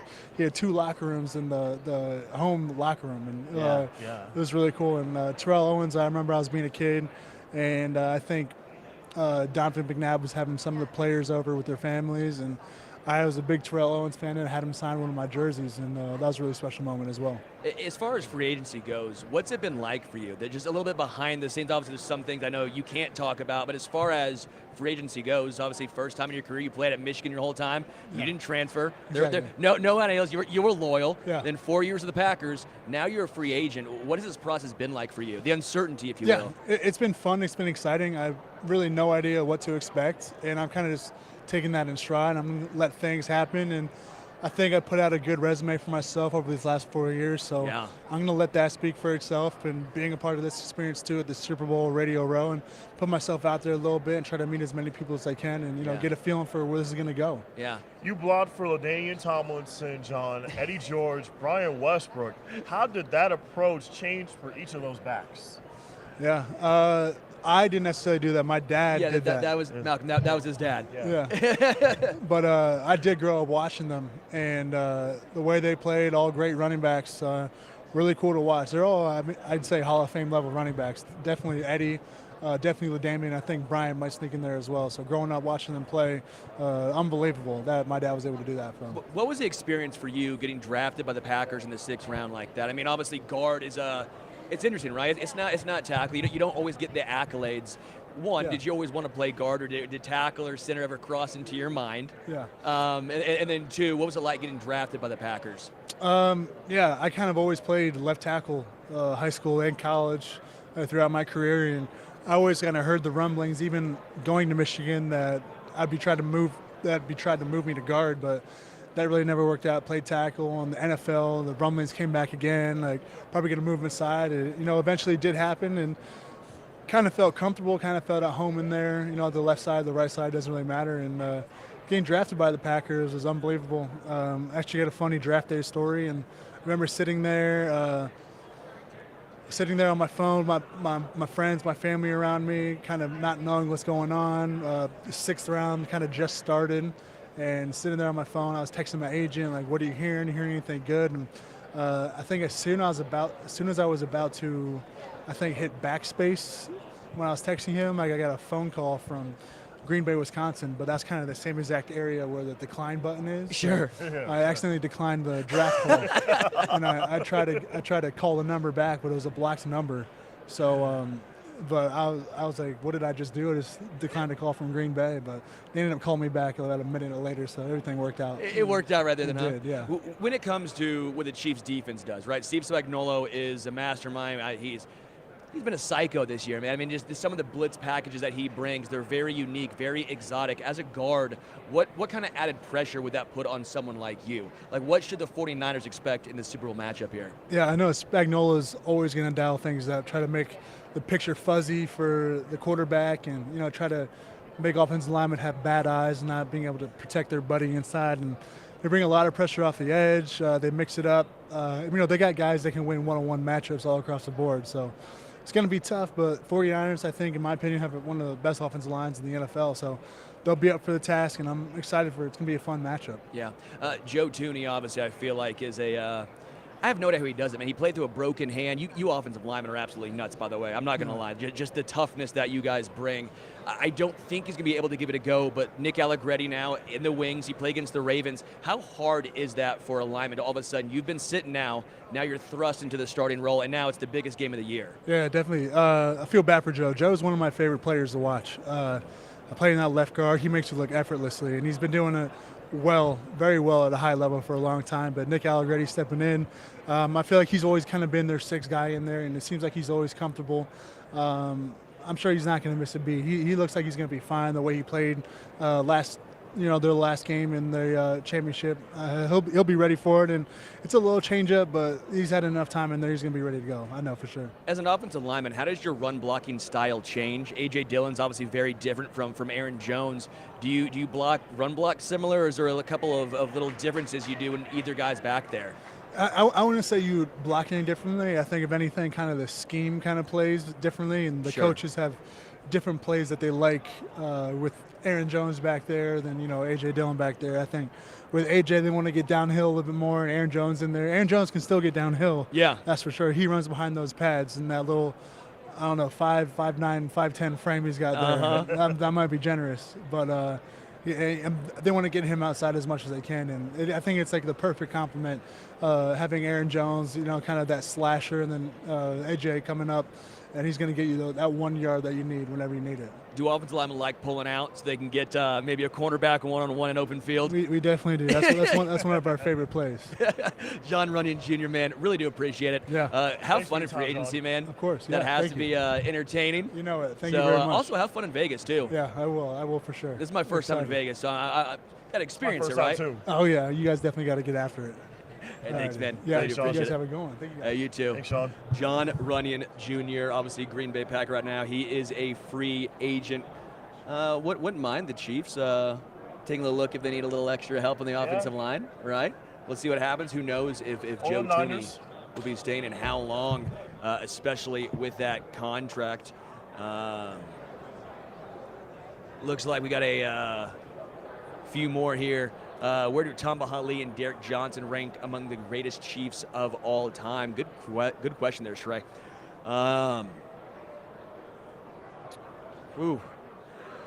The Chiefs have been blessed to have a ton of very talented defensive players. I mean, the list goes on and on. Derek Thomas, Bobby Bell. It's so many names to count. I think they're in that echelon, but they're behind those guys, right? Yeah. Like, they played for KC a long time, which obviously helps the cause. But when it comes down to it, I love Derek Johnson. Right. I ain't putting him above DT. I ain't putting him above Bobby Bell. Right. I ain't putting him above Willie Lanier. But he's in that next group down, maybe 4 or 5. Right here. If he can play left tackle or wide receiver, get his number, Sterling. Oh, man, I should have told him that. Just in case. I think John can play a little left tackle as well. Oh, yeah. Angry Drunken German says, Sterling looking like an 80s late-night talk show host. Is that what I'm rocking with right now? Do I look like an 80s talk show host? You kind of do. Ron Burgundy, you think? Yeah, from Anchorman. Yeah, I think a little Anchorman in me. I think I got a little. You got a little Anchorman got in you with a there, little Sterling. Anchorman. Absolutely. Don't know how long the tie is gonna last. Right. Tie's giving me a little. It's a little tight, baby. A little tight. It tight, is but a it's little all good, though. tight. It's all good. All right, man. John Runyan Jr. was talking about how he thinks the 49ers offensive line is one of the better ones in the NFL.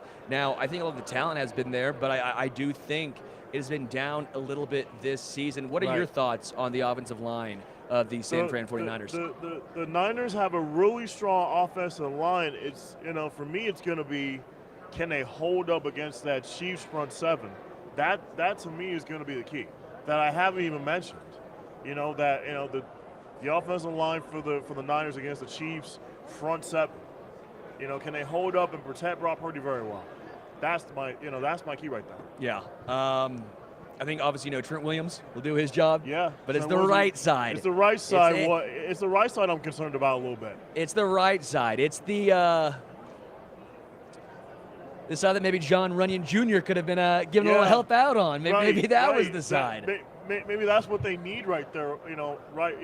On the right side. But we'll see. Yeah. All right. Some more news just in the NFL. Nick Saban joining ESPN College Game Day as an analyst. Nick Saban, who just retired last month as the coach of the Alabama Crimson Tide. Yep. Going back to work, baby, but it ain't as a head coach. It'll be as an analyst for College Game Day on Saturdays when they start the college football season. Tell you what, I am shocked. 72 years old. Yeah. As much money as Nick Saban's made. You look at Nick Saban. You look at Bill Belichick. Wow, what historic careers by both those men. Unbelievable. I can't wait to see Nick Saban and Pat McAfee together on College Game Day. Yeah, I can't wait for that Talk too. about a interesting dynamic there. Yeah, that's going to be a very interesting dynamic on Saturdays, when the college football season starts. McAfee's probably going to say something along the lines of, pop the top off, do something fun, and then Nick Saban's going to go, I ain't going to do that, so quit asking. Yeah, exactly. You're going to do something like that. the Nick Saban special. Man, I'm not going to lie. I'm caught a little bit off guard. I know he joined them a few times on College Game Day in the past, but yet again, 72 years old, everything that Nick Saban has accomplished. Yeah. Obviously, he must still love the game of football, but the grind of being a head coach. It takes its toll. It takes its toll. Yeah, it takes its toll on you. As a college coach, as an NFL coach, it wear and tears on you. You don't even know. You don't know. How much. How long you're going to be coaching. In either the NFL aspect or college aspect. Yeah. Everyone's talking about the start of the show on the chat right here. What did you guys miss? Yeah, you guys missed Carrot Top in his shoes. I yell at Carrot Top to get his attention, and he shows me his shoes. It is it's impressive. Yeah, it is impressive. Those shoes are impressive. Savannah says, okay, long snapper is the position in the NFL with the most job security. Got to get Joe to share some tips I can pass on to my son. That's awesome. Yeah, dude. Long snapper's the gig. You can't get hit. Yeah, you don't even have to worry about getting hit as a long snapper. Not even. Yeah, man. Not even close. I think long snapper's the move. If I could pick one position to play in the NFL, I think long snapper has to be that spot. If you played, long snapper for what team now? Oh, the Chiefs, come on now. Well, I don't know. Do you want me to take Wow, I can't talk anymore. James Winchester's job? I don't want to do that, man. I can't do that. You couldn't do that. He's too good. Right. If I had to be long snapper, I would be it for the 49ers. Hey, the Niners could call me up and say, hey, man, we need you as long snapper. I'll do it too. Chris Jones said he will get his superstitious Super Bowl meatballs after all. Yeah, look at that. Oh my gosh. Yeah. What rings you're rocking there? You want to share those bad boys? Yes, you are. Okay. I saw the Arrowhead Addict. I was like, we need to make sure the Patriots are represented. We've been here before. Okay, good. All right, just want to make sure we're That's amazing. Oh man, we got Joe Cardona here at the table right now. Naming USAA NFL Salute to Service Award recipient. Man, what's that mean for you personally? You know, receiving the 2023 Salute to Service Award means a lot. The recognition is great, and I really appreciate that opportunity to be recognized. But really, it's an opportunity for me to be recognized to represent all my fellow service members out there. You know, obviously the New England community was pulling for me. You know, I know they voted for me along the way, but you know, to show up in uniform, to show, you know, my fellow service members that, hey, like, I'm one of you guys, and yeah, I get to do something different on the weekends, but you know, this is my pride, this is my passion. Talk about the transition from you being a long snapper at the Naval Academy to the NFL. Yeah, it's a good question. You know, I was really fortunate to get to go to an institution in the Naval Academy where excellence was preached every day. You know, at the end of the day, I went to the Naval Academy never expecting to play it down in the NFL, never expecting to snap. I was an undersized long snapper that went to the Naval Academy and just said, I just want to be on a Division I field, you know, and get to serve my country. At the end of it, because I was surrounded by excellence every day, I said, you know, I got to achieve something. I got to commit everything I have. And really, that stepped in, you know, football really stepped into that role for me. So I got bigger. I perfected my craft, just wanting to be good at the academy. And then it turned into all this, and I could have never expected that. And then again, you were phenomenal in the NFL. You won a couple of rings. Special teams for a long time were the calling card of the New England Patriots. We know Bill Belichick. He does not. We talked about that long-winded explanation he gave about long snappers. I have to imagine part of that was almost a nod to you, right? He wouldn't have you playing if you weren't that good. Can you talk about playing under Bill Belichick here? Sure. You know, playing for Coach, especially, you know, really in any position, but one that he understands, because, you know, he wouldn't be the greatest coach of all time if he didn't go in understanding every aspect of the game. And I think, you know, that long-winded answer you guys speak of, you know, is a reporter asking a simple question like, why don't we just have a linebacker do it or have the center do it? You know, and for him to show that appreciation for the position, the understanding, because really at the end of the day, understanding is appreciation. You know, I think it shows what it takes to do it at this level. And for the most part, most fans would never understand, you know, what that player does. I mean, that at the end of the day, like, there's a lot of stuff that sells this game. Long snapping is not really one of them. Sure, like, you know, somebody might love punters and a field position game, you know, but we just play a part in that. You know, it's an intricate position. You know, there's no betting lines on long snapping. So, hey, well, you know, I appreciate all the excitement around it here in Vegas, but, you know, at the end of the day, this is a position that usually goes under the radar. Chiefs love James Winchester. Come on now. We love our James Winchester. He's been there a long time. I love to hear that. James is great. Yeah. As far as some of the intricacies of long snapping, do you ever change what you do for each different kicker? How much of a difference is it going from long snapping to the kicker and then versus going to the punter? Can you talk about some of those? Yeah, there's a huge difference, and this is a good opportunity for me to kind of share a little bit about the position. You know, field goals, you're talking about the pinnacle of accuracy. You're talking about 8 yards. You got to get the laces right. You got to put it in the right spot so the kicker can see it and have as much time as he can to focus on his job, which is tremendously hard, especially in some of the elements we play in, whether that be Arrowhead Stadium or Gillette Stadium. You know, it's hard, and you got to be exact. And then you got to worry about not only the aspect of scoring points when you're on the field for a field goal, but when you go out there for a punt, a play that nobody wants to see, nobody cares about. You know, people are up getting popcorn at that time or going to get another beer. Right. You're facing NFL defensive ends in the A-gap. And here I am at 240 pounds, you know, had to switch to long snapping at one point because I wasn't an NFL linebacker. Right. You know, that was you have this realization that, hey, this guy's really good. I got to survive. I got to be an athlete on this field. And I got to worry about putting an accurate snap back there for the punter. So as unheralded as of a position as it may be, you know, you really do gain an appreciation for the guys that do it well. You know, James is one of those guys that he's done it for a long time, played in a lot of big games, and have a ton of respect for him because he does it the right way. Take us back, Joe, to Super Bowl 51. You were down 28-3 at halftime. How did you guys dig yourselves out of that hole? Yeah, here we are, Super Bowl week, got the Super Bowl rings on. Figured it was a great reminder of a game like that, an opportunity where I knew I couldn't go back out on that field. My last snap was 9.5 minutes left in the game, and there was no way I could go back on that field and for us to have success at the end of it.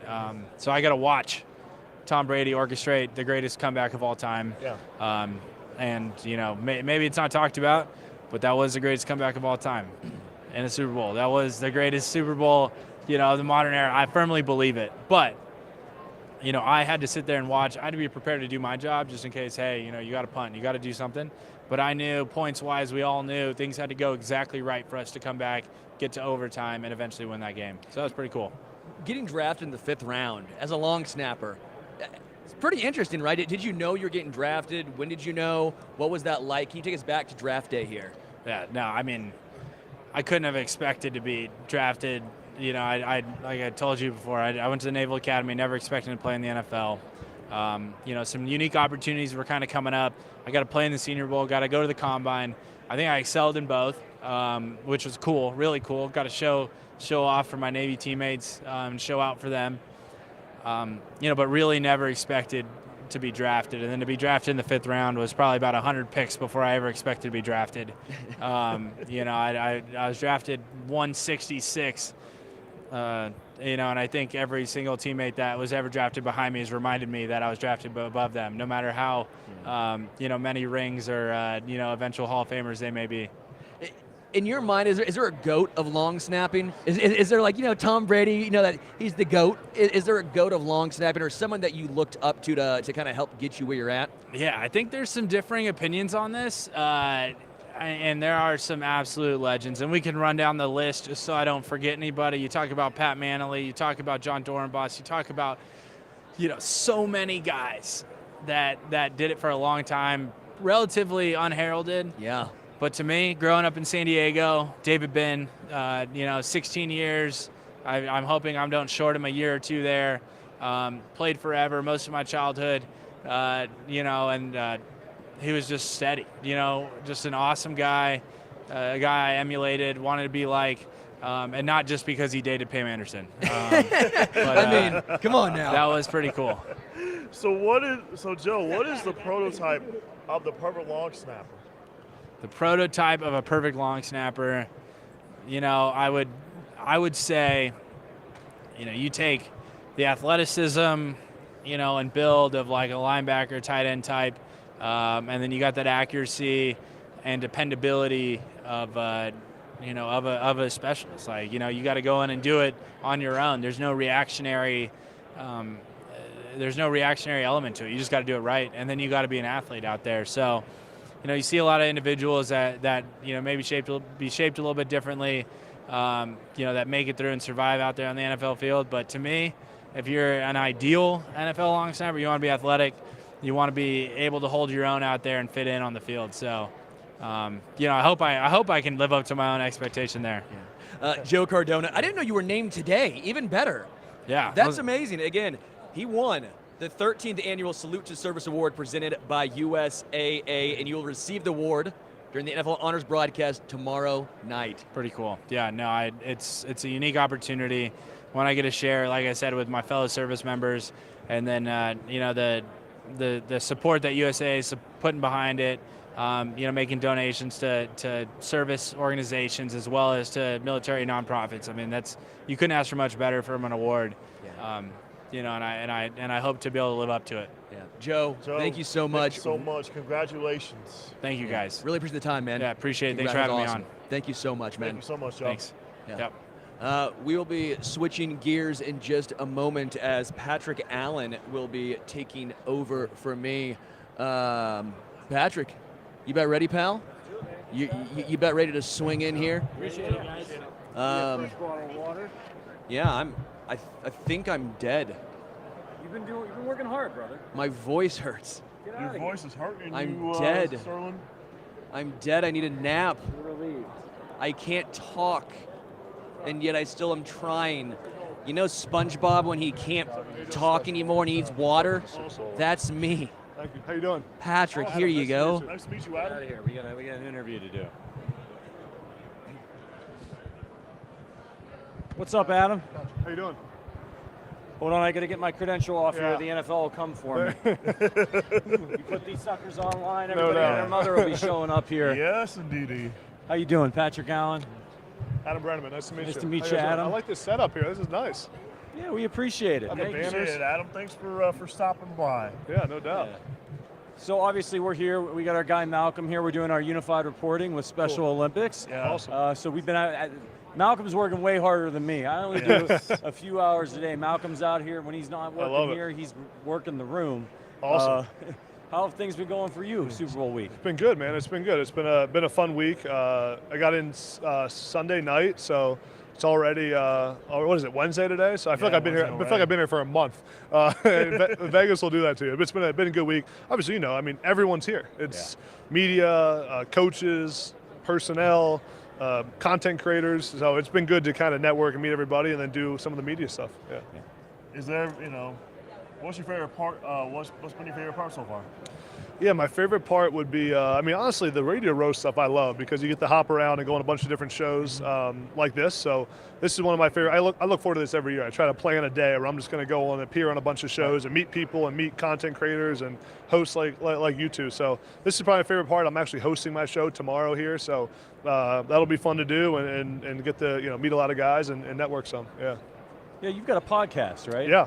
Yep. You want to tell our viewers about that? Yeah, it's Next Up with Adam Breneman. So we're on YouTube and everywhere you can listen to podcasts. Really a college football show. So I interview head coaches and players. So I've had a bunch of head coaches on. That's kind of the niche we've created. And had Dan Lanning and Kalen DeBoer, the now Alabama head coach, and James Franklin and Jed Fish at Washington. I mean, just a bunch of guys now that doing it in person and sitting down with some of the biggest coaches and names in the sports. It's been really fun. Nice. Yeah. Share about your experience at Penn State, Adam, as a tight end, and at ASU as a recruit. Yeah, man, I've seen a lot of college football. So my time at Penn State, I played there for 3 seasons. I was a 2-time All-American and got to play with some really good people. And we had, Saquon Barkley and Christian Hackenberg and Allen Robinson and a lot of big names that I got to play with and be around that kind of high-level college football. Our head coach was Bill O'Brien, who is now the Ohio State offensive coordinator, maybe the Boston College head coach soon. We'll see what happens there. And then, I transferred to UMass and played at UMass for 2 seasons, where I was a 2-time All-American, and then spent time at Arizona State as a coach. So I got to see that side of it. Worked with some great people like Herm Edwards and Antonio Pierce. Actually being on the other side of it and coaching the game and leading young men and recruiting, which is a big part of college football. So it was a fun time, and definitely got to see every different aspect and perspective of the game. Yeah, I actually had a question for you about working with Herm Edwards. Obviously, the Chiefs were in the Super Bowl. Herm, former coach of the Kansas City Chiefs. What was it like working under Herm Edwards and the staff at Arizona State? And what was the most important lesson that you learned from him about coaching? Yeah, great question. Herm was awesome. I mean, exactly what you would think from seeing him on TV. It was how he is. Energetic and cares about people and is a great leader. So a guy you always want to be around. I was a young coach when I was at Arizona State. I was 24, 25 years old. And I would always go into my office once a week, and there'd be a note on my desk with just some words of advice from Coach Edwards. It would be a quote or, words of advice, something he had noticed, and it would just be typed out on a piece of paper. I think what he would do is he would write it down, and then someone would type it up for him, and he would give it to the young coaches of some just something to think about for that week. And I learned a lot from him just about, he's such a positive person.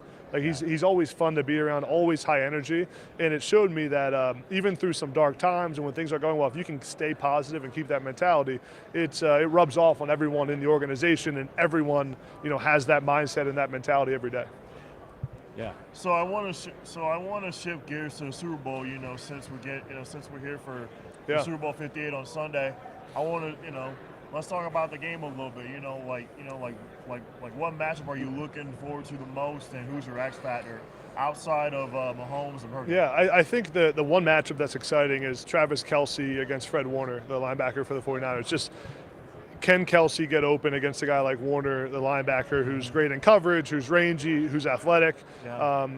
Just as a former tight end, just the Kittle and Kelsey dynamic of two of the best tight ends we've seen in my generation playing against each other in this game. And they're both very different. George Kittle is a traditionalist tight end that's a technician. He's what I call like a system tight end. They use him in motion. They'll put him in the backfield. They'll move him all over, design plays for him. Well, Kelsey is really like he's an improv tight end where he kind of makes things happen on his own. Half the time he gets the ball, it's not even the called play. He's just kind of playing football out there with Mahomes. Yeah. Mahomes is scrambling and he gets open. So they're very different types of players. I think Kittle's the better all-around tight end. But those two guys have changed the tight end position. It's now, along with a guy like Gronk, I think, those kind of names have made the tight end position really, really cool in football now. It's sexy to be a tight end now. It used to not. No one grew up wanting to be a tight end 20 years ago. Now it's like kids are like, I want to be a tight end. What does a guy like Warner do to stop a tight end? I think as fans, we watch the game and it's hard to see everything that's going on the field if you don't have access to all 22. So you hear something like, "Hey, Fred Warner, man, he's really good. He can take care of tight ends." But what exactly does he do that other guys can't do when he goes up against a guy like Kelsey? It's a couple of things. One is understanding leverage really, really well. So what a guy like Kelsey tries to do, Kelsey's not the fastest guy. He's not the most athletic. What he does is he tries to gain leverage on all of his routes. So if he's trying to run a corner route, he's trying to gain leverage and get to the outside of the linebacker so that he can then break and have leverage on it. Fred Warner does a great job of not giving up leverage one way or another and staying centered on the receiver. That's number one. Number two is playing physical. I mean, at linebacker, you can pretty much be as physical as you want without getting a pass interference called. Right. You can get your hands on the tight end. Most refs aren't calling a flag on a tight end. I knew when I played tight end, as a big guy, they're not calling defensive pass interference on me because I should be able to get open on that guy, right? Yeah. Right. So he does a great job of getting, not crossing the line of being too physical, but being physical enough to affect a route and using his hands and then not holding when the ball's in the air. So he does a really nice job of just being athletic enough and having enough body control to have good leverage and use his physicality to an advantage. So what advice do you have for me for the rest of the week here on the Row? Yeah, as a host? Yeah. I think, you're doing a great job. I think you just, always try to, ask personal questions and get the guests to talk a bunch.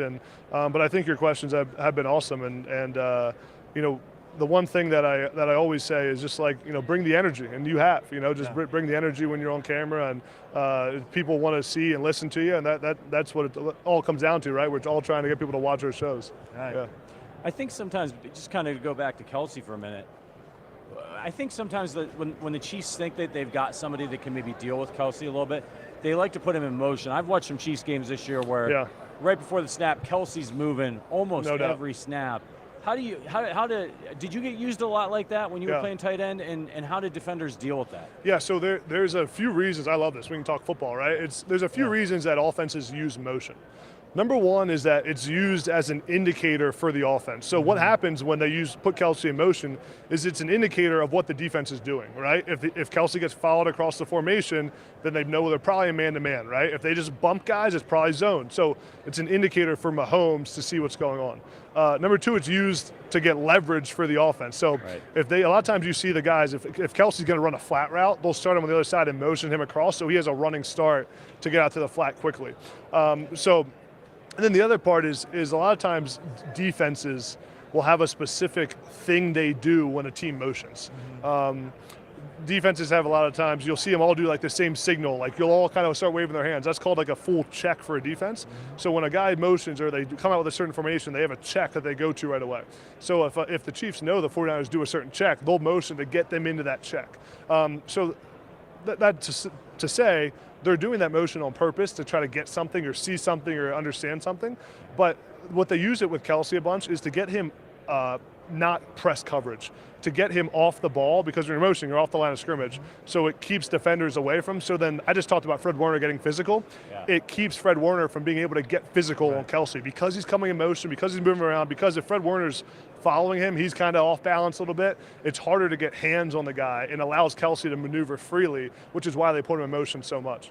Did you have a favorite player growing up, Adam? Yeah, my favorite player growing up, I was a Gronk fan, right, when I was in high school. Brent Selleck was a big fan of his, played for the Eagles. They were all tight ends, though, man. I was always a fan of great tight ends. Heath Miller was a great one, Steelers tight end. So I just always loved great tight ends that were able to get open and make plays with the ball in their hands. Is there anybody you modeled your game after growing up? Yeah, I would say, I know I've talked about it a bunch, but like Gronkowski was becoming the man right when I was in high school, right? And then I played for Bill O'Brien, who was the offensive coordinator for the Patriots when they had Gronk and Hernandez and those great players. So, I got to see Gronk and see how he maneuvered and see how he used his body and see how he used his physicality to get open. So I would watch Gronk film all the time and try to model my game off of him. And he did a great job, too, of being physical in the line of scrimmage and also being able to block and then also being able to use his athleticism to win in space. So what's the toughest part about what's the hardest part about being a tight end? What's the easiest part? Well, the hardest part for me was always just I wanted to catch passes, but then I had to go line up as a tight end and block people. I didn't want to block anybody. Right. So you got to get beat up in there in the line of scrimmage. So you're getting hit. You got defensive ends and defensive tackles hitting you, but then you still got to go out the next play and go run a route and beat the safety and beat an athletic guy. So you're dealing with all different position groups, right? I'm going against the tackle who's 6'2", 320, and the next play I'm going against the safety who's 5'10", 180 and faster than me. So you're just dealing with different jobs every time. And it's also, I think, tight end, other than quarterback, is the toughest position to understand in an offense because you're lined up everywhere. Tight ends nowadays are lined up in the backfield at running back and fullback. You're lined up on the line of scrimmage at tight end.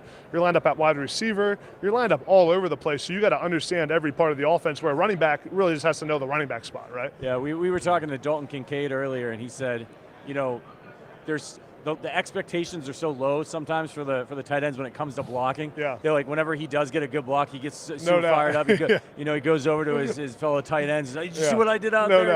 And he gets at tight end, you just got to get in the way. That's what I always say. Just get in the way and don't get blown up into the backfield. I've seen Kelsey do that a lot. Watch Chiefs. He'll just throw his arms out. Try to slow him down. Wall. Yeah, absolutely. So what about this game, man? I mean, who do you think has the edge in this one? Yeah, I like the 49ers in this one. I think that, 49ers have done a really good job of building that roster a unique way where you don't spend a lot of money on a quarterback. You have Brock Purdy, who was a late-round pick, not an expensive guy. And what that allows you to do is just stack your roster with talent. Just get the Christian McCaffrey, get guys that are great players that can support your quarterback. And they've done a great job building that team into the best roster in the NFL. I also think, the 49ers defense has kind of gotten some, people aren't as high on their defense because they haven't played super well in a couple quarters of playoff play. But I think their defense is the best in the league, and it has a chance to shut down the Chiefs for which a lot of people have struggled to do. So I like the 49ers. I think it's not a super high-scoring game. 24-20.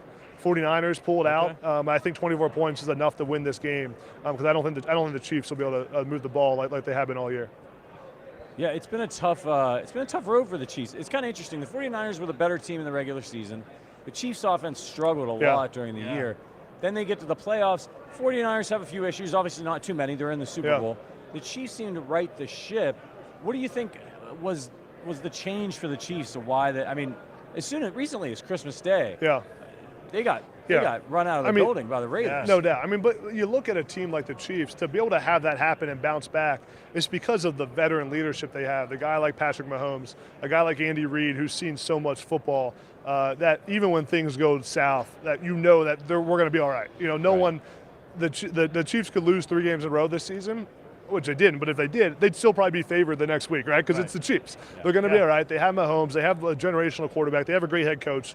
I think I just talked about how the 49ers built their roster of getting a young quarterback and putting talent around him. The Chiefs have done the exact opposite. Their model is get a great quarterback, a guy like Mahomes, pay him a ton of money.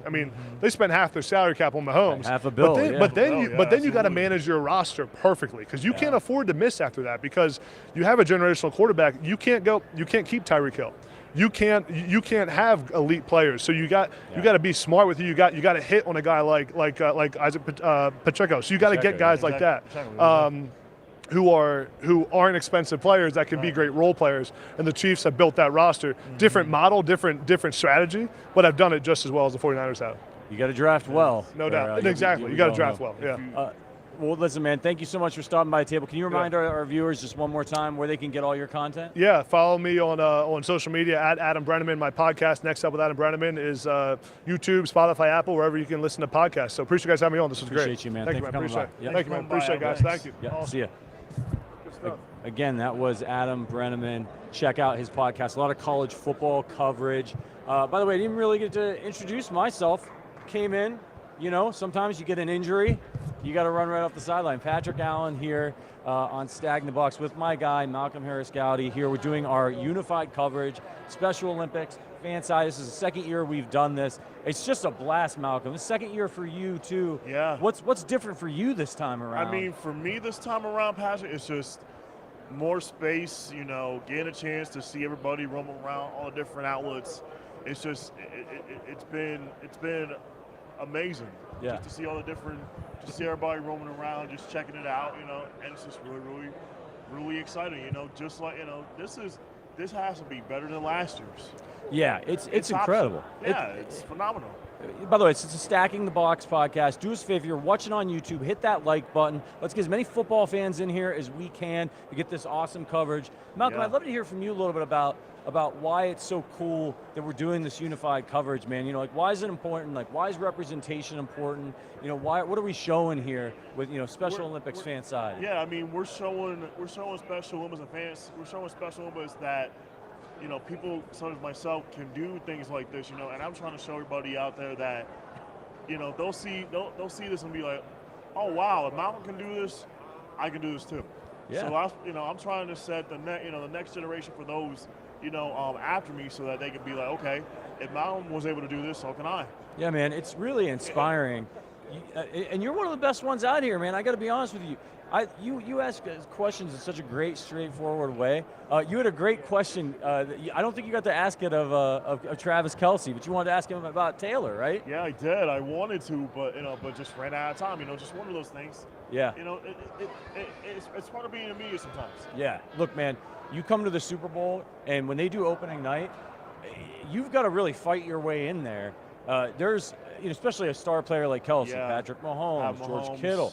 And you got almost all those guys, I didn't almost you? got all of them, absolutely, Patrick. I was able to get, I was able to talk to Brandon Ayuk. I was able to talk to all the different receivers for the Niners and everything like that, just picking their brain, in regards to Sunday, So I'm interested in seeing what, how this shakes down. Yeah. Now, I know you've got your journalist hat on as we're waiting for, some of our next few guests to come by. But I know you're a 49ers fan. I'm a Chiefs fan. It's a little awkward, but it's okay. We're going to roll with it. We're professionals. Well, who's your favorite 49er right now, and who's your favorite 49er of all time? My favorite 49er of all time, Jerry Rice. Yeah, man. Wide receiver Jerry Rice of all time is my favorite 49er, and my favorite 49ers player currently, I got to go with Run CMC, Chris McCaffrey. He's unbelievable. He's unbelievable. Had the most touchdowns all season long, and to me, he should be MVP. Yeah, I thought that too a lot during the season. I know it's a quarterback award, but I mean, his value on the field for the 49ers, he makes everything work for everybody else. Yeah, exactly. So, so for me, Chris McCaffrey should be MVP. But, but like you're saying, Pastor, it's always going to be the quarterback. Yeah, it's always going to be a quarterback. It's a quarterback league. But I think he's going to put on a show here in his first Super Bowl. How you doing? How you doing, Rashad? So we welcome Rashad Jennings. How you doing, buddy? Man, we are amazing. Happy to be here with y'all. Yeah. And you guys are working with Gen Youth, correct? Did I say it right? Absolutely. You did. Gen Youth. Gen Youth? Short for Generation Youth. Generation Youth. Can you tell us all about it? Absolutely. Gen Youth is a national nonprofit. We were co-founded by the NFL and America's Dairy Farmers, and our mission is to help ensure that children thrive by living well-nourished and physically active lives. We're here at the Super Bowl because the Taste of the NFL is held the day before. It's the largest philanthropic event at Super Bowl. Yeah. And the proceeds benefit Gen Youth, and then we give grants to schools here in the host community, but actually all across the country to help end student hunger. That's incredible. Wow. The Super Bowl is obviously, it's this big circus.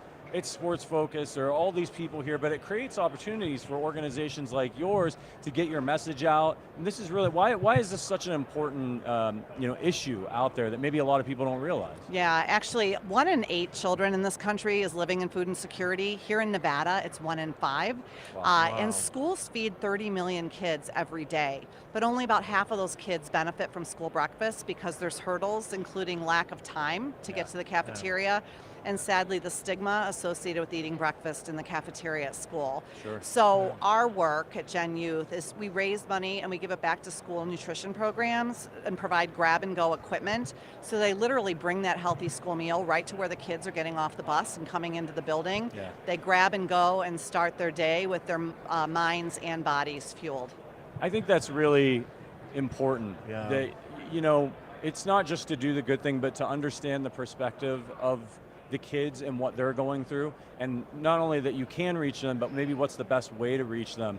I think that's fantastic. I know that obviously in the nonprofit world, you're probably going to rely a lot on grants and things like that. My wife has a background in nonprofits, but if someone was interested in giving to the organization, how could they go about that? They can do so at our website. It's Gen Youth Now, GENYOUTH now, NOW.org.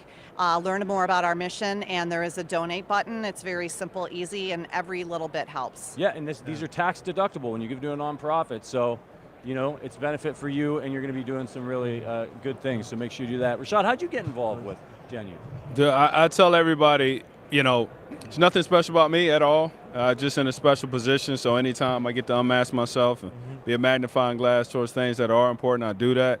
I ran across Gen Youth years ago when I was in New York, and I went to one of their events, Taste of the NFL, and it was fascinatingly great. Yeah. And so I wanted to be a part, and understanding their mission, understanding what they're trying to do, especially with the youth. I'm a big advocate, and we need to focus on our youth. Obviously, that's our next generation, right? Yeah. And so hence Gen Youth. I think they do a phenomenal job on doing that. And one of the things that they focus on is one of the 3 that all doctors say you need to focus on of raising your kids, and that's eating right, exercising, and rest. Well, we're talking about eating right that transitions into exercise and potentially to how you rest. So I think it starts off in the morning with a great breakfast, and they're doing everything that they can in the right way. It's fantastic. That's fantastic, Rashad. I would love to ask you this as well. I mean, the toughest and easiest part of being a running back. The toughest and easy. Now, okay, so you want me to answer that in general, or you want me to answer that from my perspective, personally? From your perspective. Okay. From your perspective. Okay, so I'm 6'1", standing in front of you right now, about 255. The easiest part as a running back is hitting people. The hardest thing of a running back is not finding a hole to run through.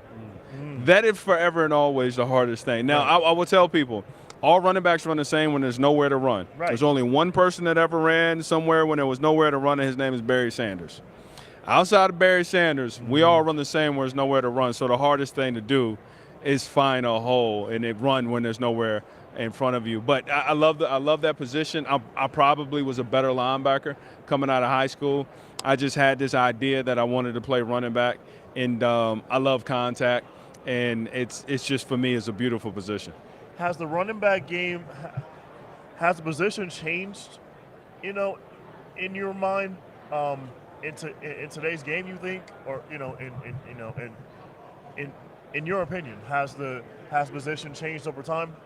I will say the expectation and the demand and the requirement of the position definitely has shifted over time, but my synopsis is you cannot win a Super Bowl without a solid running back in the backfield, and that's been proven over and over and over again. So no to that fashion, but the respect to the running back, oh man, that's gone. There's a lot of disrespect to the running backs. I wanted to ask you about that. There's been a lot of talk over the last few years. The position's getting undervalued, underpaid. Teams think they can just get a running back in any round of the draft, plug them in. Now, you were a 7th rounder. And they're worried about the injuries, right? So it's hard to get that second contract. What's your opinion on that? And does the NFL need to step in and do something so that these guys who are going out there taking lots of reps, taking a lot of abuse, pounding on their bodies, get compensated fairly? I think, and just to make sure the statement is proper, I would say they're not undervalued. They're just underpaid. The value of the running back is absolutely there. Say Hike and try to hand it off to nobody. Like each position is valued. However, the intricacies on how you want to perform and win in the NFL, I think it's shifted to multiple personnels in the backfield of carrying the ball, and I think a lot of people have finally figured this out, and I talked about this for so long while I played. Offensive coordinators bang their head on a wall trying to figure out, how do I get my running back in the open field? Right, they draw all kind of schemes to block, to get him into open field space. Right. Well, the best thing you can do is say hike and just dump it to him. Throw the ball to him. And that's what you're seeing a lot more. Coordinators figured out all you got to do is throw him the ball and he's in open field.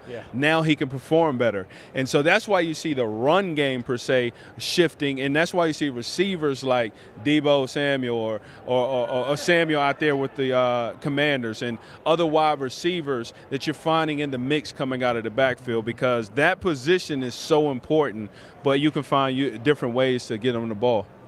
Did you have favorite players growing up, Rashad? Absolutely. Barry Sanders, best running back of all time. If nobody believes that, then I can't talk to you. But I enjoy Jerome Bettis, Eddie George, Eric Dickerson. These were bigger backs. I was a bigger back. And so I remember just being young, all my running back coach would always say, man, you need to get low. You need to get low. You need to lower your shoulders. And I'm like, bro, I can't get low. I'm tall. And it wasn't until I learned how to run tall is when I became great. And so that's why I looked up to those guys. But you were drafted in the 7th round, like I mentioned. The Chiefs playing in the Super Bowl, they've got a 7th round back, and Isaiah Pacheco, and he's going to start his 2nd Super Bowl here. His running style is very unique. People say he runs like he's angry at the ground. What do you think of his running style? Is it wasted effort, or do you like it? Do you dig it? I love it. I love it. It's his style. It's his form. It's his gait. Everybody swings different. You know what I mean? And the way he opens at his gait fits him. It does look crazy, but as a defender, I only can imagine if you see somebody running wild, you're gonna second guess how you're gonna attack that, or even if you want a piece of that. So I think it helps him. And I love that he hasn't switched up. He's a good running back. You say you love contact, right? I mean, Isaiah Pacheco, I can imagine being a defender and being like, man, I don't want to deal with this guy all day. Exactly. And he gets up, too, like he shot out of a rocket. Yeah, every play, every run, every time he gets the ball, he's trying to make a statement. So I can always appreciate that. Love it. All right, listen, we know you guys got to get moving on, but what team, Rashad, do you think has the edge in this game? The edge, definitely the 49ers, without a doubt. They're the best team on the field. No question about that. But Kansas City got the best quarterback and the best tight end and the better coach. So with that in mind, that's what evens it out. Yeah. What's your final score prediction? I'm going to go with 27-31 to the team in red. To the team in red. Oh, that's a good one. That's a good one. Marie, do you have a score prediction for this one? Oh, I think it's going to be an exciting game. I don't have a score prediction, but I think you've got two great teams coming together and a great fan base for each of those. So I think the city is going to be rocking up and through the game. And again, Taste of the NFL is happening the day before. It's a great place where fans can come together and celebrate the spirit of the game. They'll meet players like Rashad who will sign autographs. And if people are interested in learning more, they can go to tasteofthenfl.com. Tasteofthenfl.com, a great cause, an important cause. Make sure you check it out. Thank you guys for stopping by our table. We appreciate it. Thank you. Guys. Take care of yourselves. Rashad Jennings, Gen Youth. Who's your team? Check it out.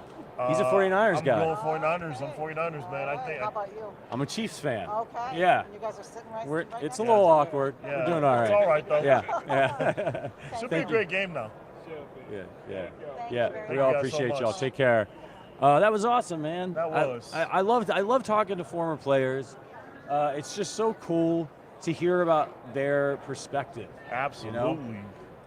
and we got a cool one coming up here, man. I can't wait to interview the Thunderbirds. The Thunderbirds from the U.S. Air Force are going to be coming over here, and they're doing the flyover on Sunday for the Super Bowl. Have you ever been in obviously you've probably flown commercial. You ever gotten to fly in a cool jet like that before? I would love to fly in a cool jet like that. I've never flown in one like that, Pastor. Not even.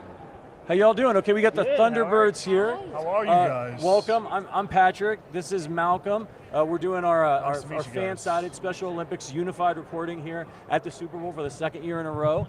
And can you guys introduce yourselves and let us know who you are? Yeah, I'm Major Bryce Turner. I go by Triple. I'm Thunderbird 8. I'm the advanced pilot and narrator for the team. Nice. Hi, I'm Randy Winther. I go by Smoke. I'm the executive officer for the team. You say you go by Smoke? Yes. That's an awesome. I love it. I love that. I love that nickname, Smoke. I'm Natalie Winton. I go by Silk, and I'm Thunderbird 11, the maintenance officer for the team. Love it. Smoke and Silk. And what do you go by? I go by Triple. Okay. Triple. Okay. Yeah, we all know about this from Top Gun. Right? Yes. You know, people. Do you know that Maverick is one of the most popular boys' names in the country right now? I did not know that, but let's make Triple the most popular Let's get boy's name Triple right on now. I've been doing research on this. My wife's 6 months pregnant. We're having a boy. We're trying to figure out what the heck to name him. And I'm like, do we want to pick one of the popular names? Do we want to, and I'm like, Maverick. Like, the movie came out and right up, it's like in the top 15 or something. So Thunderbird 3, one of his sons is named Maverick on the team. So we There you support go. it. We totally support it. So how do you guys come up with is it your call sign? Is it? How do you guys come up with that? Yeah. Is it given to you? Do you make it up your own? Like, I had a buddy in college in my fraternity. He made up his own nickname. We all made fun of him. No, you can't make up your own nickname, but you can do that in the Thunderbirds? No. Okay, that's good. We That's good to know. don't give ourselves names. Other people, like our friends, give our names to us. Okay. And it's usually it has a story or a background and some reason for why that's your call sign. Right. You hear that, Craig? That's how you get a nickname. So listen, how do you okay, so what if you don't have the nickname yet? You have to have a call sign, right? Yeah, so what if you don't have one? is there anybody is there anybody you're sad, like you've been in there for a year and you're like, I'm Bob? You know? We'll try to get them named earlier in the year. So Thunderbird 12, who is not here but has helped put this on for us, she didn't have a name before getting to the team, and so we named her about 2 weeks ago. So a month into her season, and then that'll hopefully stick with her for the next 2 years on the team. Very cool. I would love to find out from all of you, what's the toughest part about being on the Thunderbirds, like training wise, like what do you have to do in order to be part of the Thunderbirds? Share a little bit about that. Sure. So every single person from the lieutenant colonel, who's our commander, to the youngest senior airman that's on our team, of all 135 people, have to apply to be on the team. And then each job that they have, there's different requirements. So for us 12 officers, we kind of have a lengthy application process. Starting with the pilots, they have to have a minimum of 750 flight hours, which that takes about 4 to 5 years minimum to get there. And then us support officers, based on the different AFSCs or the Air Force codes that we're going into, it depends on whether they have certain specialty schools, different things like that. So it's not just something that you wake up that morning and you're like, I think I'm going to apply to be the Thunderbirds, Thunderbird 10 today. Some people do, which is awesome, but we also need to kind of vet those positions. We travel close to 250 days a year. Wow. So it's like baking a cake, if you will, where all of our personalities have to mesh. If we don't like something someone's doing, they need to be able to take that feedback and then get over it and then continue working with each other. So it's like constructive criticism is basically what you're saying. Exactly. Right. How do you guys when did you know that you wanted to be pilots? You know what I mean? I know a lot of kids are like, yeah, I want to be a pilot, and then it's like, oh, this is really hard. Yeah, so that's very easy for me to answer because my dad was a pilot and my granddad was a pilot. So I pretty much had jet fuel running in my veins from birth. Yeah. So watching him fly all the time, I knew early on that that's what I wanted to do. So on our team of 12 officers, we have 8 pilots. So I'm one of them. We also have our executive officer and our maintenance officer here as well. So a lot of different jobs, and I'm sure they all had different means of getting there. So for the executive officer role, am not that for like the regular Air Force career job that I have. I'm actually like a data analyst for the Air Force, but this is just like a special duty. So applying to something that was different and kind of took me out of my career field to just kind of break things up a little bit was why I applied. Very cool. Cool. For me as a maintenance officer, this was mostly luck and timing. This is really one of the coolest jobs, one of the most challenging jobs. So when the opportunity presented itself, I threw my name in the hat and was very, very fortunate to be able to be a part of it. So what's the easiest part of being on the Thunderbirds, and what's the toughest part? The easiest part is the people that we work with. I think sometimes that's really challenging, but we are all marching in the same direction to achieve the same mission, and that unity of focus really, really helps us like run like a well-oiled machine. The toughest part is probably not being able to spend time with our families. We do travel a lot. We have children, we have wives, boyfriends, girlfriends, things like that, and it's just we don't get to see them very often, so it's a lot of sacrifice on their part. They're giving a lot of time that they could spend with us to our mission. What's the term? Like, do you do it for a year and then you're done, or can you stay in for a long time? How does it work? For officers, primarily it's a 2-year position, except for our number 8 position, which is triple over here. So he does the advanced pilot and narrator, and then he will progress into either a demo role as either a diamond or a solo pilot. For our enlisted members, which make up the majority of our team, there's only 12 officers, and we have 135 people on this team. It's between 3 and 4 years, depending on if they extend or get picked up for another assignment. And you're at the Super Bowl, but you're not just here to hang out, right? You got something to do on Sunday? Can you talk us through like how that works? Share what you guys are going to do on Sunday. Yeah, that's right. So we will be flying over the Super Bowl at the national anthem. So even this morning we went out there and we did 2 practice runs right over the stadium to make sure that we got our timing right, our optics right. And on Super Bowl Sunday, as soon as Reba finishes the anthem, you're going to hear 6 jets go roaring over the stadium. Incredible. How fast do these suckers go? Yeah, how fast do they go? The jet itself can go Mach 2, which means twice the speed of sound. But that would mean breaking the sound barrier, and we'd probably shatter all the windows in the stadium. I don't think a lot of people would be happy with us. So we'll be going a little slower than that, probably around 400 miles per hour is how fast we'll be going over the stadium. I was wondering about that, because it looks slow when you're in the stadium when you see the planes fly, but obviously you're going pretty fast. You should fly over I think the 49ers are practicing right now. Mach 2, baby, right over. Do a low flyby, too, They're already not happy with their field conditions, so, you can. They're kind of not happy about it. That's really, really incredible. That's incredible. I'm really honored I got to talk to you guys today. Yeah. What's it like going Mach 2? Yeah. What's it like? What happens to your body? Yeah. Ooh. So luckily the cockpit is a nice little protected bubble for you. So while the jet is experiencing a lot of force on the outside, it was designed to go that fast. So usually it does pretty well. Sometimes it starts ripping some paint off, which our maintenance officer doesn't like, so she doesn't let us go Mach 2. But yeah, a lot of changes in aerodynamics up there, but the jet can handle it. How maneuver, are they more like straight line crafts, or can they do all kinds of, all kinds of maneuvers? What's their capabilities? Yeah, so for the flyover, you're just going to see a flat pass, but our typical mission is we'll go out to execute air shows, and you'll see a full range of aerobatics for a nice show. How dangerous is that? I mean, I know obviously everyone's the best at what they do, but you see air show things, bad things happen. I get scared for people. It's thrilling. Tell us a little bit about that. Yeah, so fortunately, our crash rate or fatality rate has been not present in our squadron for a couple of years. Since 2018 was our last mishap. And we pretty much buy down that risk by doing winter training. So at the end of our show season in November, we'll swap out half of our demonstration pilots. So 3 pilots will leave. We'll get 3 new pilots, which 50% of change is kind of a lot and pretty significant.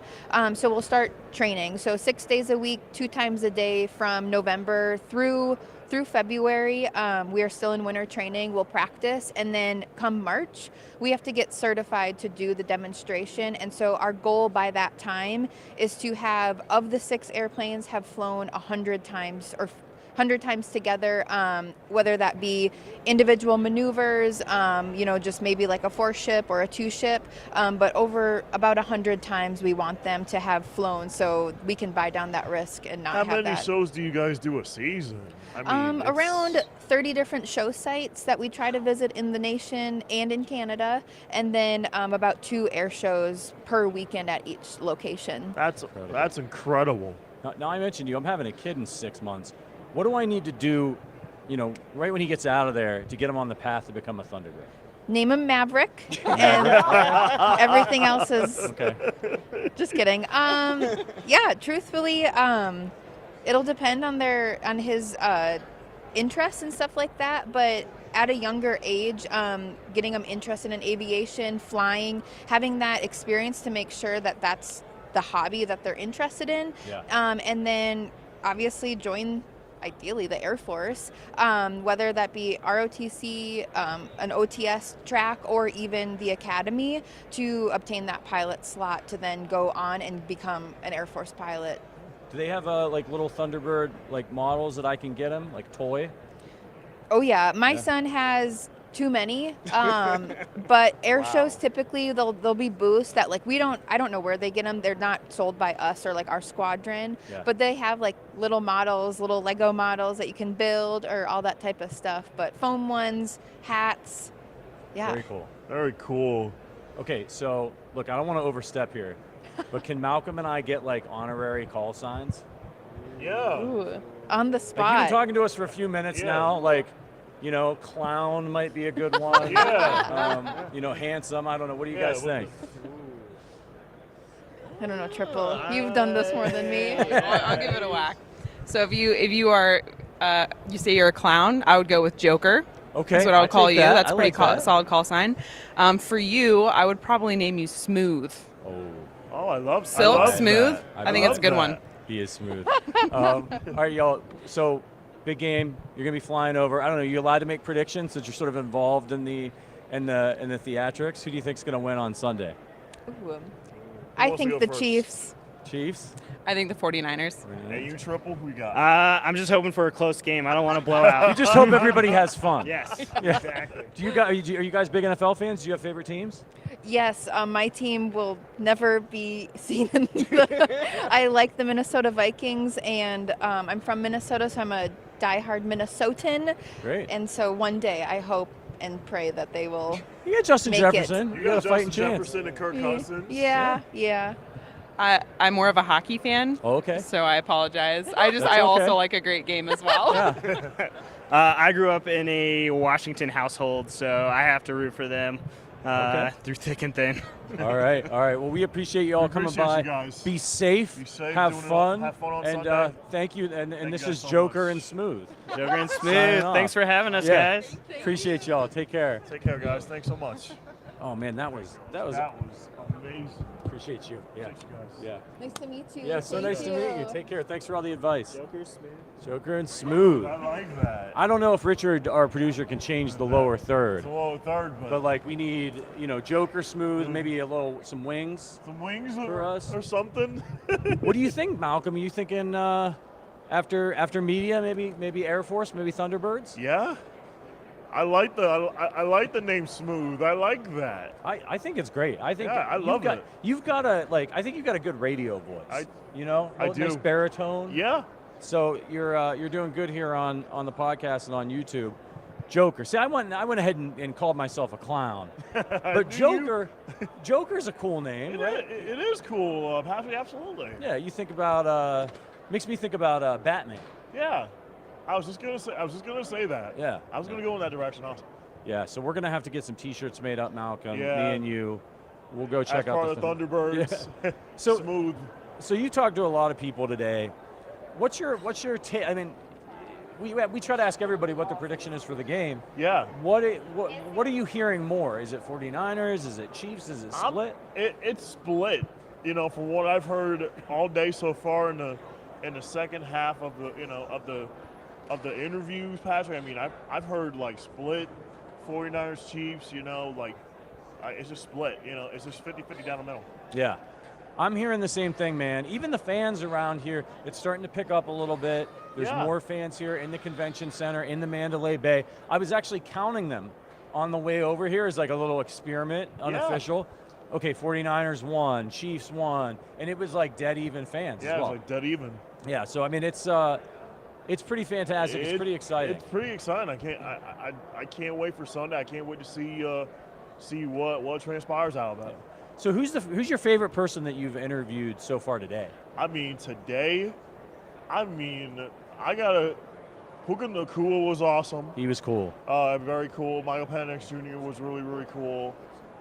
Justin Pugh, I gotta say, he's gotta be my number one right now. Yeah, what was that? I mean, just the way I was just shaking his hand, like, you know, like he says that my hands are huge, like offensive lineman have big hands. Yeah. I noticed that, man, because I've got my mom's like skinny wrists and small hands. Like I was a runner, you know, like I couldn't like palm a basketball or anything. It's like Joseph Pugh said, I have offensive lineman hands, like the way I was shaking his hand. He's like, you know, you could be an offensive lineman too. I'm like, oh, okay. These guys hurt me when I shake their hand. Yeah. You know, and they're not trying. Right. It's just, you know. The way, it's probably the way you're gripping. You know, might be. It could be your grip as well, Patrick. I mean, you know, you gotta. Yeah. It's all right though.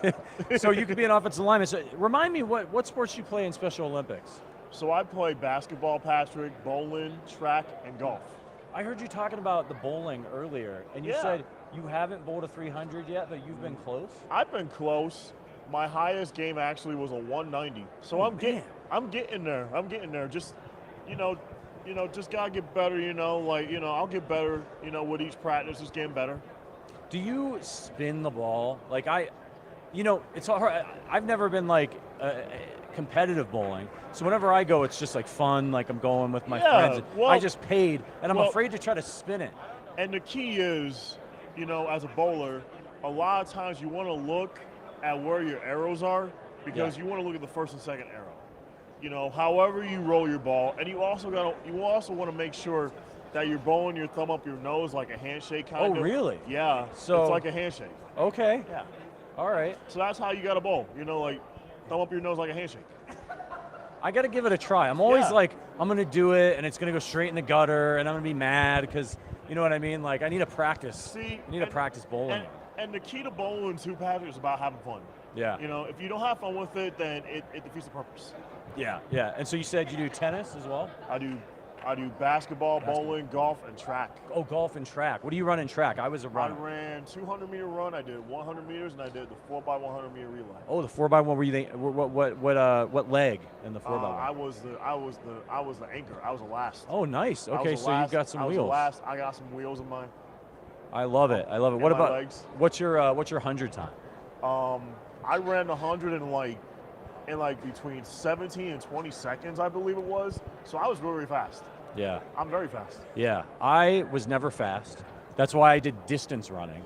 I ran cross country, you know, because my goal was like, all right, I'm not more, I'm not more athletic than everybody else, but maybe I can outlast them. I noticed this in elementary school. Like we would be doing, they were like, do like 4 laps around the playground. Right. And I always lost all the races, but I noticed by like lap 3, all the fast kids were like out of shape, and I was catching up to the fast kids, and I was like, I have endurance, natural endurance. So I did that. So that was fun. So I did cross country track. I did the mile and the 2 mile. Nice. And but I never liked doing the 2 mile. It's too many laps. It's boring. 8 laps.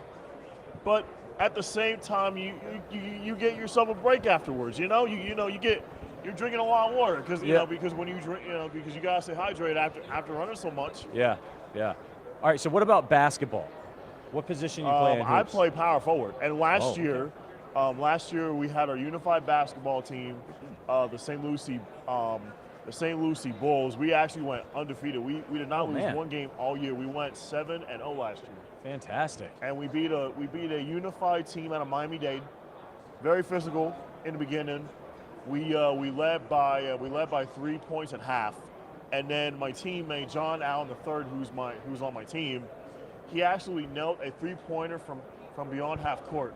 Oh wow! We actually extended our lead from 3 to 6, and we actually won the game by 9 points. Are you a range shooter? I mean, I know a lot of power forwards like to post up and stuff. But I like to post up. You I shoot like three? to I like to shoot, and that sort of thing.